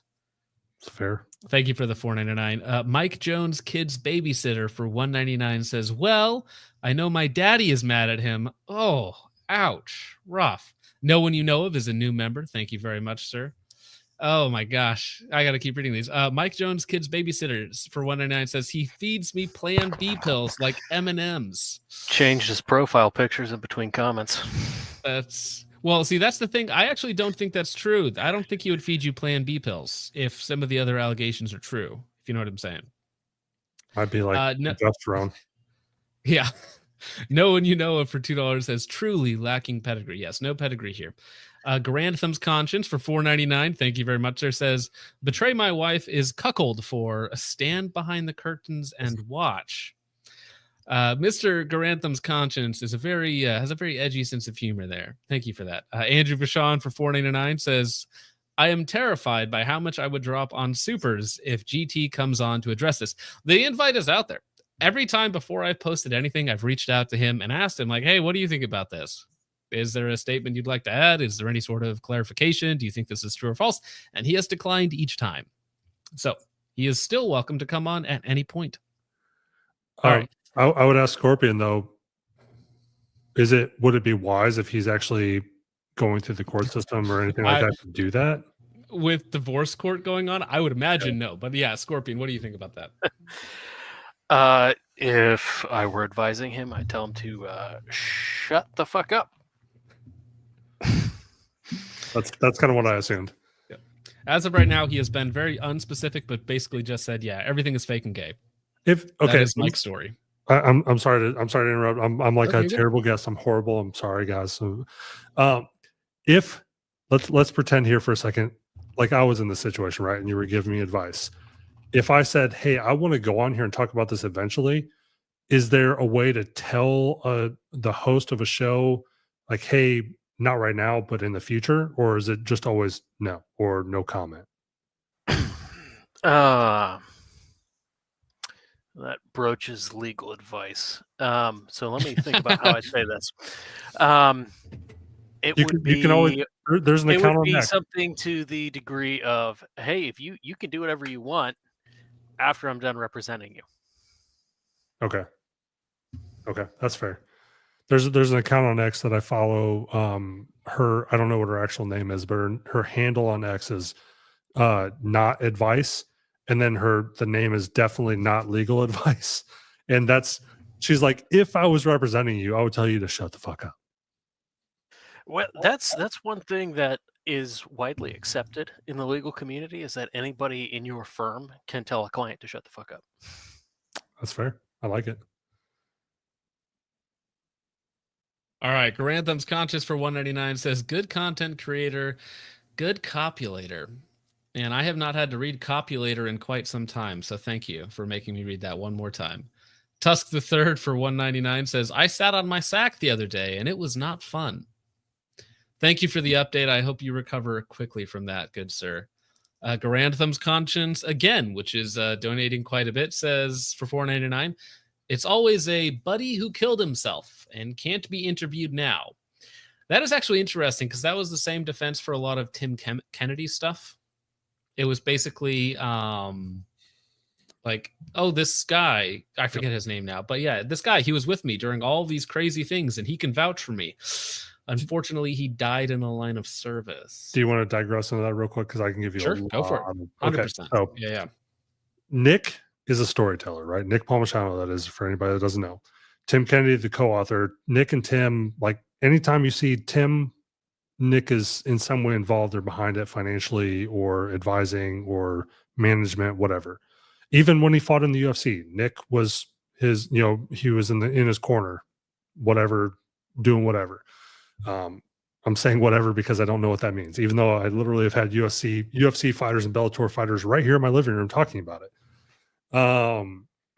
So Nick is very editorial with the things that he does. Any story that he touches, he wants to spin it, change it, make it more marketable. And this is not a defense for Tim. Tim lied.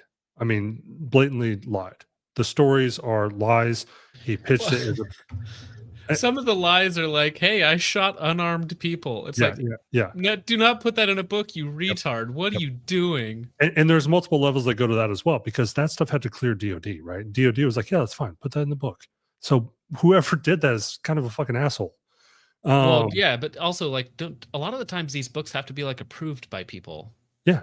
You know, when they're talking about the stuff, it's like, yeah, there's clearance stuff that has to go through with DOD. Yeah. There's a lot of stuff that it goes. So for the fact that they approved it and they said, yes, you can publish this, that's problematic in a lot of ways. But just like the Marcus Luttrell thing, you know, it's a marketing thing. They want to be able to tell those stories.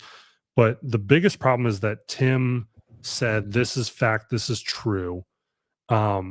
You know, tried to run with it, tried to pretend like, you know, he couldn't go back and retract this.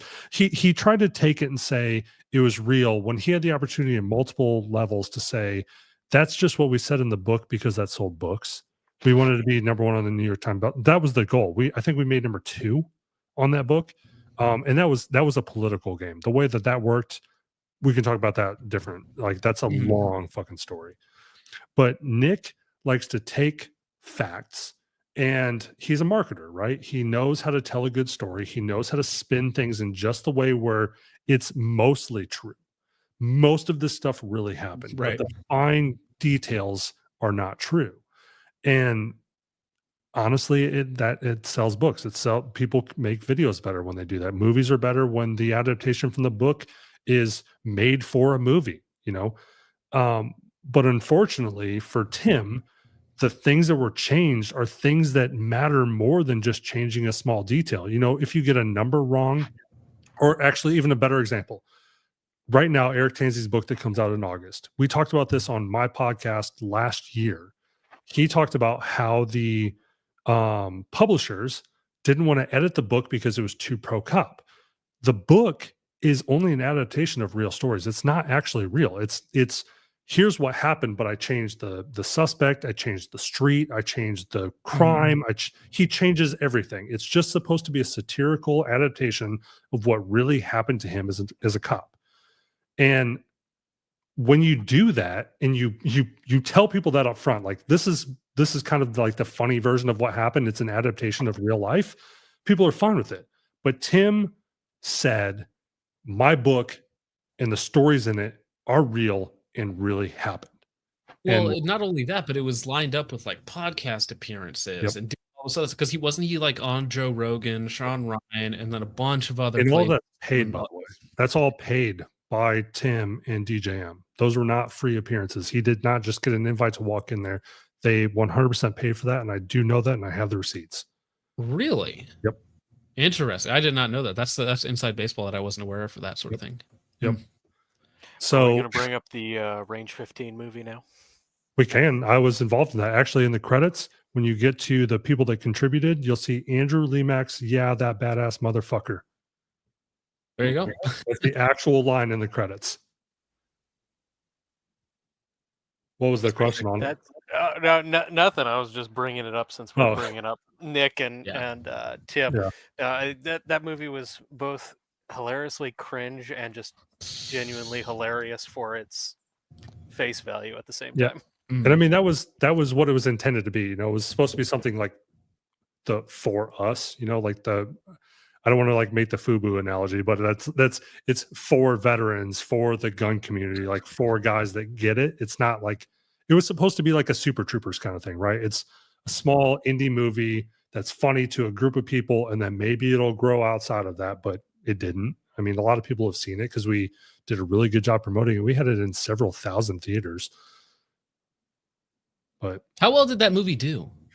I don't know exact numbers, to be honest with you, but so the service that we used to promote it across the country. So it was like you you rented a theater through this service, but you had to like meet a seat threshold. So if you have a theater that has like small auditoriums, medium auditoriums, and large auditoriums, you had to sell tickets to like move up in tiers. And I think it was like 600 or 800 or maybe even a couple thousand. I really don't remember because that was almost 10 years ago at this point already. But they use a service called Tugg, Tugg, to do that. So people are like, oh, I'm gonna go to the theater and tug it out, right? But the theatrical release was 100% like prepaid. You had to prepay for all the tickets. So it was like a rental agreement. You had to rent the space. So you had these people running around like myself, running around promoting to like friends and family saying, hey, come out to the theater. We're doing like a private screening of this movie that nobody knows about. It's guys, it was before Black Rifle was even a thing. Black Rifle was a product under Article 15 at that time. And so Ranger Up was the big company still. Nine Line and Grunt Style were still coming up. They weren't well known at all. They were kind of back and forthing with Ranger Up because they were, I won't get into that, but yeah, that's a whole nother digression. And that's a long story. So well, yeah, because we were talking earlier, and you're like tangentially involved with like everybody, or like one step away from just about everybody in the industry that has to do with marketing, and marketing is a big thing here. So so Ross Patterson used to live here in Wilmington before they moved Drinking Bro Studio. So they still have a house just down the road from us. Their old house, they have a house on the beach, which is like 3 miles from us, and then they have a house like the neighborhood across the street from us where that was like their permanent residence. And when they moved Drinking Bros podcast to Austin 4 years ago, they sold that house. So everybody used to kind of be here. JT used to fly in from San Antonio all the time to record. Jack used to fly in or drive in when he was still at Ranger Up, because that was in Durham. He would fly in from San Antonio. Then Black Rifle obviously exploded, and people kind of migrated over to that.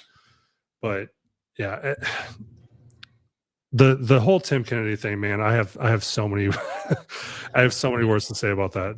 Tim, well, so just another little tangent on that. Did you follow up when he had Matt Lithesberger, and he and him did that TV show like 10, 12 years ago, or like longer than that? It was like late 2000s, I want to say, somewhere around there. So like 15 years ago, him and the Tesla bomber were on a History Channel game show together. Yeah, just he made wild. He made the post initially that was like, does anybody know this guy? And then oh my God, the other author, Clay Martin, is that his name? Way of Theirs on X, if you guys are familiar. He posted the screenshot. He's like, yeah, you do, Tim, with the still from the video. It's like, you know him. You were standing right next to him right here on this TV show. But again, yeah, I know, right? It's like he posted that video from his car, like, hey, if you know this guy, like, reach out. We need more information on him, because it's like you know him, you idiot. Yep. And you put yourself into the middle of the story, and you can figure it out. Yep. Yeah. I kind of, in some ways, I get it. Like, my memory is not perfect. I'm not. My wife would openly tell everybody that my memory is terrible. I write things down all the time just so I can remember. If I don't have a note for something, or it's not in my calendar, it doesn't exist. And Tim, on the other hand, saying like, oh, I don't remember the names of the guys, or I'm confusing my stories. He rehearses so much for so many different things, whether it's a commercial, whether he's promoting a product, whatever. Like these details are drilled into your head. When you're involved in a traumatic experience like that, you're deployed and something terrible happens, you don't forget that. And Nick Irving made the comment. He's like, dude, I have the names of the guys that were in my unit that died tattooed on me. I'm never going to forget their names. And so for Tim to downplay it and say, oh, it was a mistake or whatever, dude, it wasn't once. You went on several shows and said the same story. He keeps doing it too, and yeah, like you say, it's doing it over and over and over and over again. So yeah, and Tim K. Nobody loves Tim K. like Tim K. loves Tim K. Yep. T-Rex just has a funny little service announcement. Says, we have never sponsored Tim K. He just uses our holsters, which sucks. The end. Yep. That's actually funny. I didn't know that he used your holsters. you could print a retraction like Staccato did, like, hey, we were just trying to meme on Brovet culture, and we realized this was in bad faith, so we canceled the ad. Yeah, so I was part of the just bullying pin the on comment. that. I wrote the Right, yeah, pin the note. comment on it, yeah. I wrote the community note that everybody got that jumped on top of it on X. Oh, are you one of those on X? You're one of the community noter guys? Yeah, Yep. That's good. So yeah, All right, let's Go burn ahead. through these real fast. Yeah, because we could talk about Tim Kennedy all night. Let's burn through these real fast, and then we have a tiny little topic to clean up with at the end.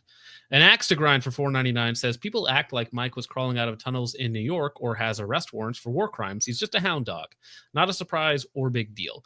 Well, again, that is the generic take, right? That's the normal thing. But it's you combine that with the preaching, with talk going on, how important families are, how being a good father, how doing all these different things are like his entire world. He has a sleeve tattoo of the Holy Mother Mary on his forearm, right? Claimed to be a devout Catholic, right? And then some of this stuff starts coming out. It looks really bad, and people call you out for it, right? If Tim Kennedy never wrote a book, he's still a douchebag, but nobody's calling him out to the same degree, right? So, no one you know for $2 says, so did Lujan hit or not? I cannot confirm, but that is also really bad timing that once those allegations were coming out, he had her at the ranch. So also really bad timing. Doc for $5 says, how can you guys besmirch a national treasure like this? Tim Kennedy, Mike Glover, or Mike Jones? Please be more specific, sir. And Willie McDuff is making me read Copulator one more time for $10. So thank you for the copulation of money with YouTube so that I have to read Copulator. Thank you. For the amount of time you spent saying it to the amount of money you got, it was well worth it. Oh yeah. I mean, it's a joke, right? If somebody sends me $10, like that's incredibly generous, and you're gonna get your money's worth way too seriously. Yeah. Enrique Sotelo says, do you guys recommend Roscoe barrels in 2025? Yes, I literally just before the show put together 2 more Roscoe uppers. So yes, I definitely still recommend Roscoe's in 2025. I'm also, full disclosure, a dealer for them. So Luke Singer for $4.99 says, the dog man told me that Israel is our greatest ally. The dog man, are we referring to Mr. Krisky? Because I'm not sure if that is his doctrine, but you can ask him because he's in the chat. Logan Sucks at Shooting for $20 says, don't worry, I haven't forgotten to chat. I've just been driving. Yes, don't drive and super chat at the same time. That is a very bad idea. That turns the very inexpensive gag into something very expensive very quickly. And then Garandtham's Conscience, who just won't stop for $1.99, says, square peg, round hole. I think that's a typo too. That's not how you spell conscience. That's like Probably. conscience. Conscience. Maybe it means something else. Yeah. It's But like the last little Grandphone's story. spelling of lying on Reddit. Oh yes, I didn't pull that up, but yeah, he did the LIEIEING or whatever it is. Yeah. She's not technically correct. Okay. Last little story to clean up with here is my personal favorite company, AAC, just laid off half of its staff. So half of AAC Ammo just got laid off. I saw it coming, but most did not. I enjoyed it and wished everyone well. Now, this was posted in my Discord, and I was like, there's no way. Please, if somebody has actual evidence to this, please send it my way. Because again, this is just some random person posting on the Palmetto State Armory subreddit that half of AAC, if you're not familiar, AAC, Americans Ammunition Company, is a sub-brand of Palmetto State Armory, which is owned by JJE or one of those big conglomerate guys. So anyways, they're related. So them laying off half of their workforce is a big deal. So at first, I did not believe this whatsoever. Not at all. But then their own guys are in the comments of that post, and they are saying it did happen, but not for the reasons you think. So the top comment says they kept 90 or so people. So I imagine they had at least or almost 200, I would say. They lost a lot of contracts due to poor quality. They laid off all the newer people, and I expect more layoffs to follow. Now, that's his comment on the PSA subreddit on that post. Then a official PSA staff follows up. So this basically confirms it, but for a different reason, right? So the official PSA staff member comments is this is 100% false.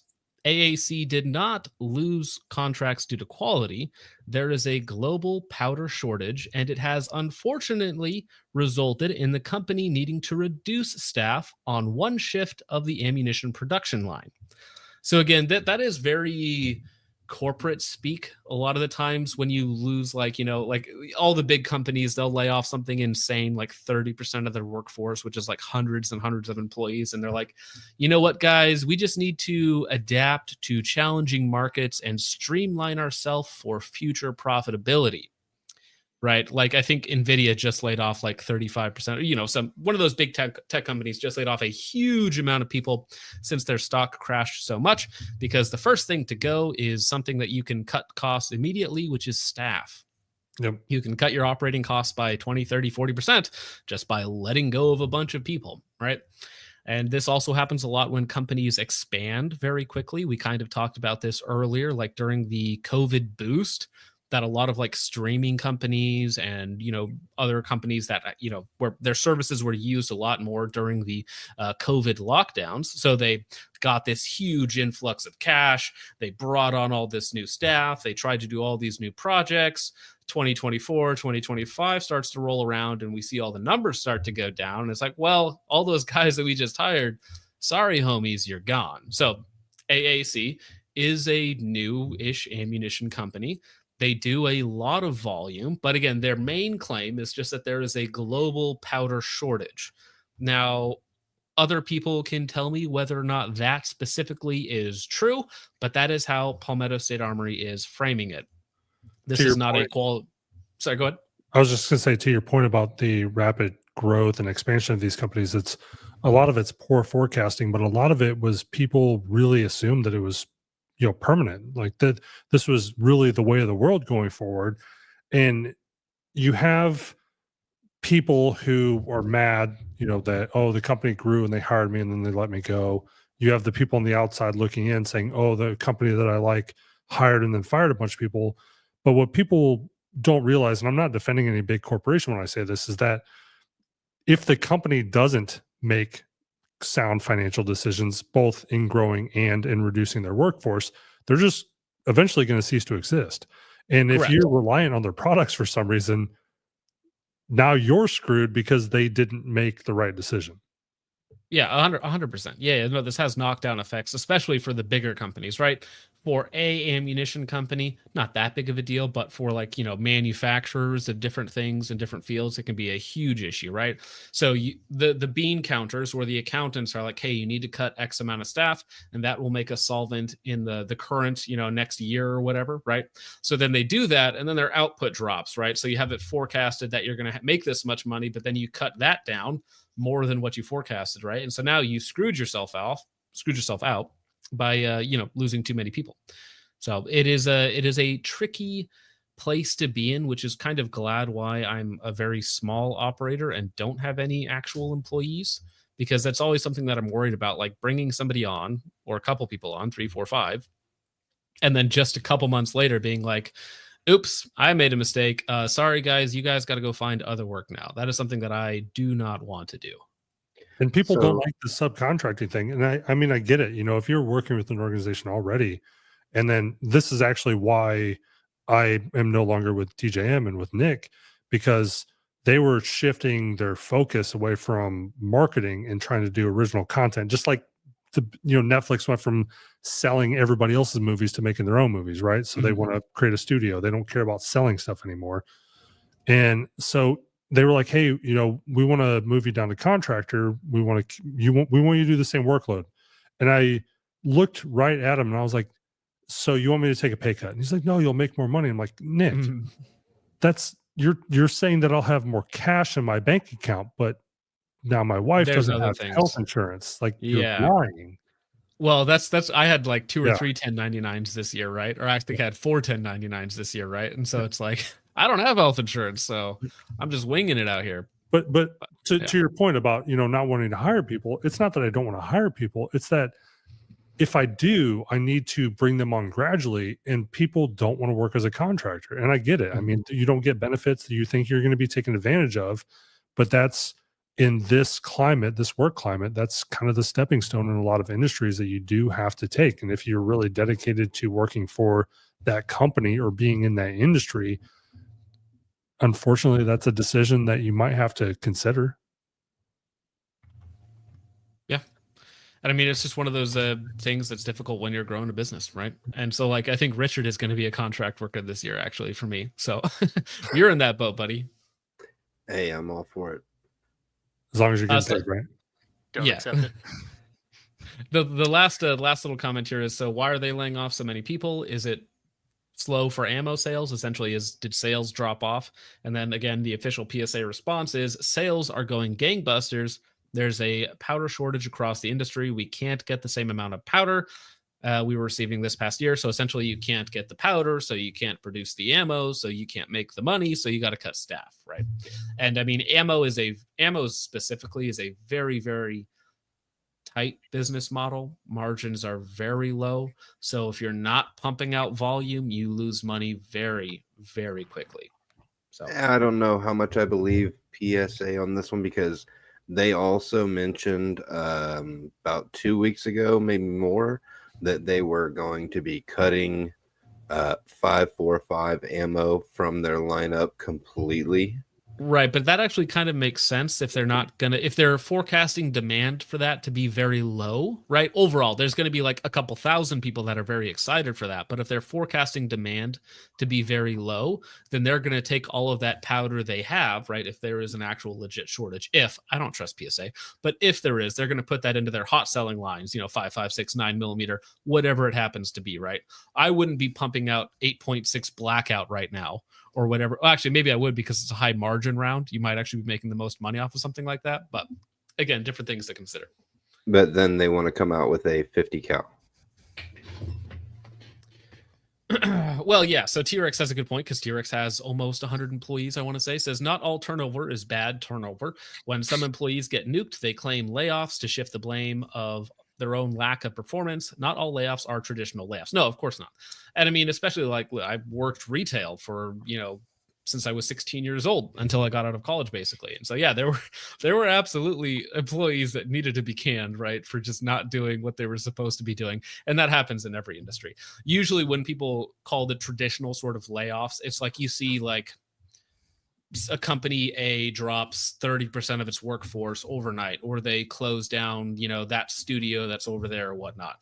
Now, where it is actually beneficial is like you look at like X, for instance, where they cut out like 80% of the staff, some ridiculous amount of staff on X, and were just profitable this last month or something like that.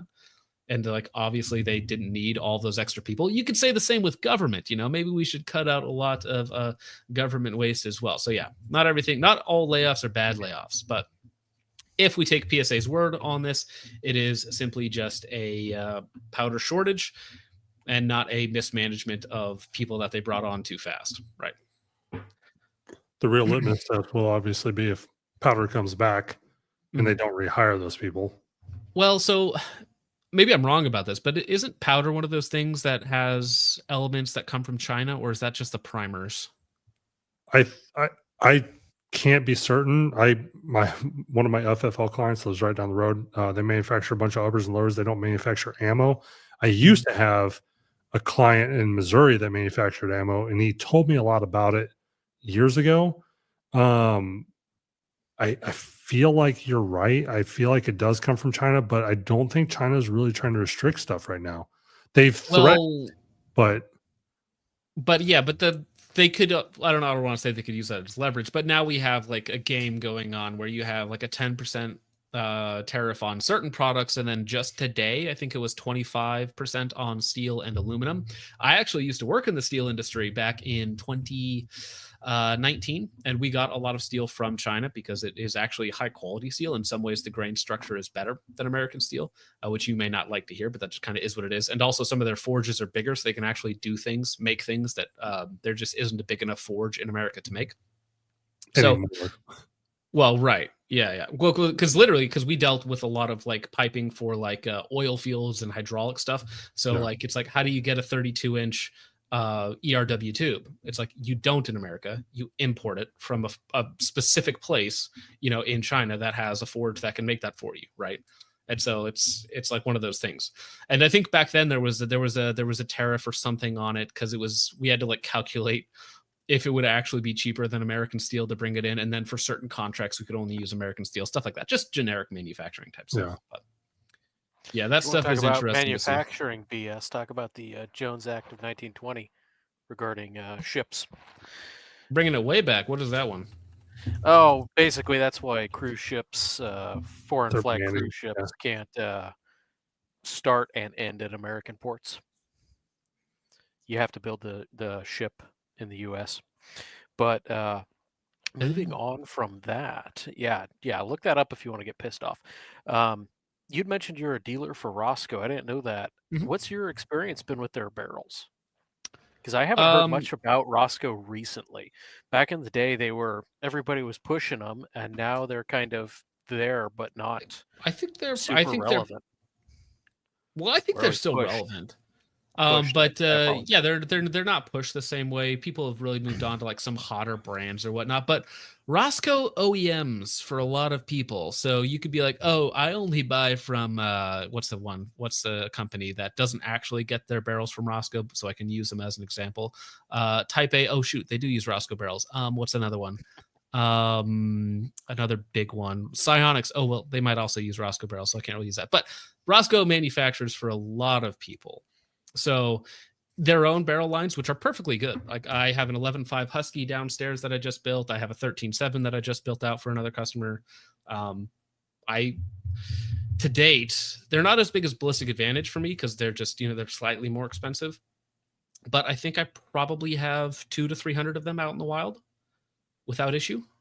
So, which isn't an insane amount, but more than the average person. I haven't had a problem with them. Very accurate. Generally speaking, very durable, generally well gassed. They have some interesting about to options ask like about gassing, because Mhm. I built an upper for a buddy years ago, 10.3, and back in the day they tried to keep their gas port sizes super proprietary. That's the dumbest thing. I remember. Yeah, it's like Noveski tried to Yeah. tell me that their gas port was proprietary, and then I just measured it for them to tell them what it was. It's just stupid. But no, they're in generally well gassed. They're in generally speaking accurate, and they're not very expensive. Like I'm a dealer, obviously, but I think retail is somewhere between like 150 to 199 MSRP, and then usually like you can get them down around $99 on sale, even as a just retail. Like sometimes a couple times a year you'll see them go like 100 $120 on sale. So I think they're a very good barrel manufacturer, which answers Nick's question. Do your Roscoes come with pre-drilled gas ports? Yes, they do. Now, if you buy 20 of them at a time, which is their minimum order quantity, you can have them do whatever you want to them. So I can get custom parts, but you have to order 20 of them. So are you sure it's AAC Ammo and not Advanced Armament Co.? Well, AAC would actually make sense because they haven't been relevant for over a decade, but in terms of Advanced Armament Co. But no, it's a powder shortage for AAC. And it doesn't All help right. that Palmetto put out a statement. So Oh yeah, it's like, well, and it's specifically about powder, which I don't think that refers to Advanced Armament Corp, which makes suppressors and whatnot. So we did get a message here from Quantum Efficiency. He said it's not a shortage because of import reasons. It's because a lot of powders are already contracted out for supplied rounds going to ongoing conflicts. That actually makes a lot of sense. Yeah, a lot of it is going to unnamed overseas locations that we may or may not be selling arms to all the time. So that might actually check out. All right. Moving on to there's like 10 people on Rumble watching, so we appreciate you guys over there. All right. So let's get through these supers, and then we'll get out of here for the day. So Tusk for $3 Tusk the Third for $1.99 says the Colossus of copulation. All right. See, that one wasn't worth it.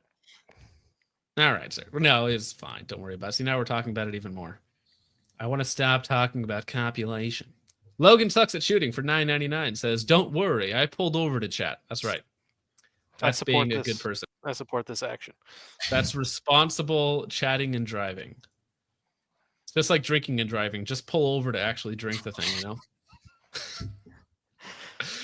Barrel of Mercy for $10 says, I join immediately to hear Focus mentioning pumping it out. 100% content. Yes. Thank you very much for the $10, Barrel of Mercy. I appreciate it. I am glad to pump out the content for you, as you say. Tusk the Third for $1.99 says, who else here pumps out their own loads? I used to reload, so I used to hand load my own loads, but now I just buy it, which is no. Hear me out. Sounding. Hear me out. 2.3 grains of tight group, 160 grain, 9 mil projectiles makes an MP5 sound like a paintball gun. Wait, what size projectiles? 160 grain. You can get them cast. Ah, okay. Yeah, I've seen some of the really, really heavy stuff. I mean, it sounds like fun. But I think 9mm suppressed in a subgun, that's a good time. That's a great time. All right, gentlemen. Right at the 2 hours mark, Drew, where can people find you and what do you got coming up?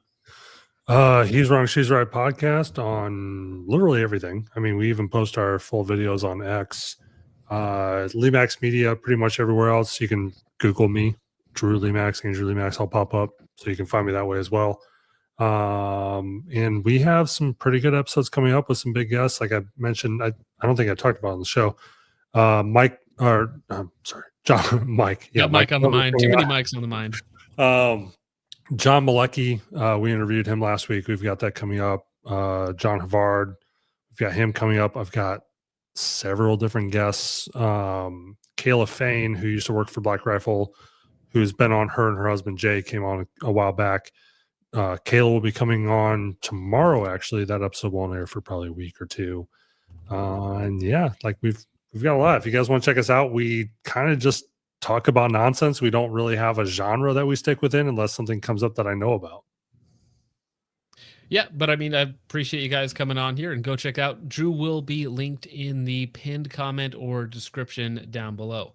Scorpion, what do you got going on? If you want to disclose anything, or if not, I appreciate you coming on here, sir. I just occasionally shitpost on Instagram as the official _Scorpion. Real quick, Barrel of Mercy said, Holy Mother of Squibs. Check the Hodgdon page. Tight Group will send a 160 grain projectile down an 8.8 inch MP5 barrel with 1 grain. You will not cycle, but you will not squib. The part of the trick with reloading, right, is not being just overly zealous with rapid fire. It's kind of just being judicious with careful. but yeah, no, I occasionally shit post on Instagram. Got a couple buddies in the chat, so shout out to AKs and PBR or PBRs. But yeah, no, good luck finding me. I'm usually doing other bullshit. So anyway, I appreciate coming on, and oh well, thanks for hanging out for the full 2 hours. Maybe next time we can talk about guns. Yeah, maybe. Well, actually, yeah. So before we get out of here, Wednesday night we will have the owners of Apex Optics on the show for our Wednesday night show. I'm I think they're excited to still hear from scheduled to them. come on, so we'll be able to talk about the new LCAN competitor that everybody is interested in. Also, let's all say thank you to Lucas for trying to spice up the chat. Yeah, thanks for hopping on, Lucas. No, Willie, what are you doing?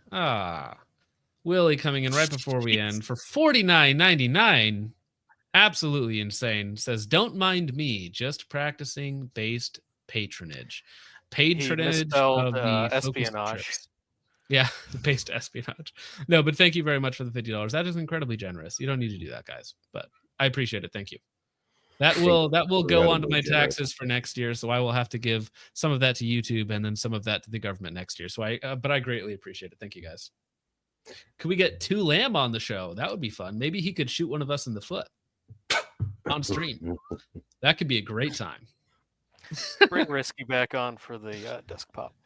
No, I know. So I had Dugan, Jonathan, Risky, all of them back on here. And yeah, everybody asked we should do a monthly show with those guys. So try and get that done. That was hilarious. As a viewer, it was nice to see Dugan back.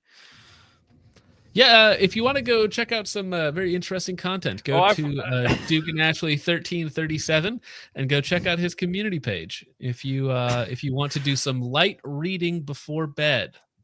I started in All right. STEM before I ended up down this I hate math path, and yeah, I just chuckle with his stuff. It's great. No comment on the legality of it. Right. All right, Richard, what do you But- got before we get out of here? Well, I want to ask everybody to go over and subscribe to the Out of Focus Clips channel. I chop up little bits from the live stream and turn it into clips, and it's a good time. We have fun. We just finally got full monetization over there, so it's growing. It's a nice little community. Not a whole bunch of degenerates, just a couple. Not yet. Same thing with the Discord. But yeah, go over there, go subscribe, go watch my videos. Logan sucks at shooting. Can donate more to be recognized. No, Logan is everywhere. Logan does everywhere. Yeah, so he needs to I be bet. like. I bet he can donate more. That's right. Just your entire bank account now, please. Logan sucks at shooting for $19.99 says you'll take my money and you'll like it. Wow. I mean, Not for $19.99. Let's try $59.99. That makes me sound like perhaps a girl that a certain YouTuber would frequent, taking money on stream and liking it. But I thank you very much for that, sir. I appreciate it greatly. And you guys all have a wonderful night. So, Drew, any final notes since it was 10 minutes since you did your outro? Anything before we get out of here, sir? Just check out He's Wrong, She's Right podcast wherever you get it, and let us know if you came from the show, because we're actually running our 4,000 subscriber giveaway that ends this Saturday. And 2 people that leave a funny comment that I just like on any video, we're going to give them a $100 Amazon gift card. So sweet. Fantastic. Yep. Awesome. Well, thank you so much for everybody in the chat, everybody hanging out with us. Thank you for watching. I hope you all enjoyed. I will see you in the next one. God bless. Behave.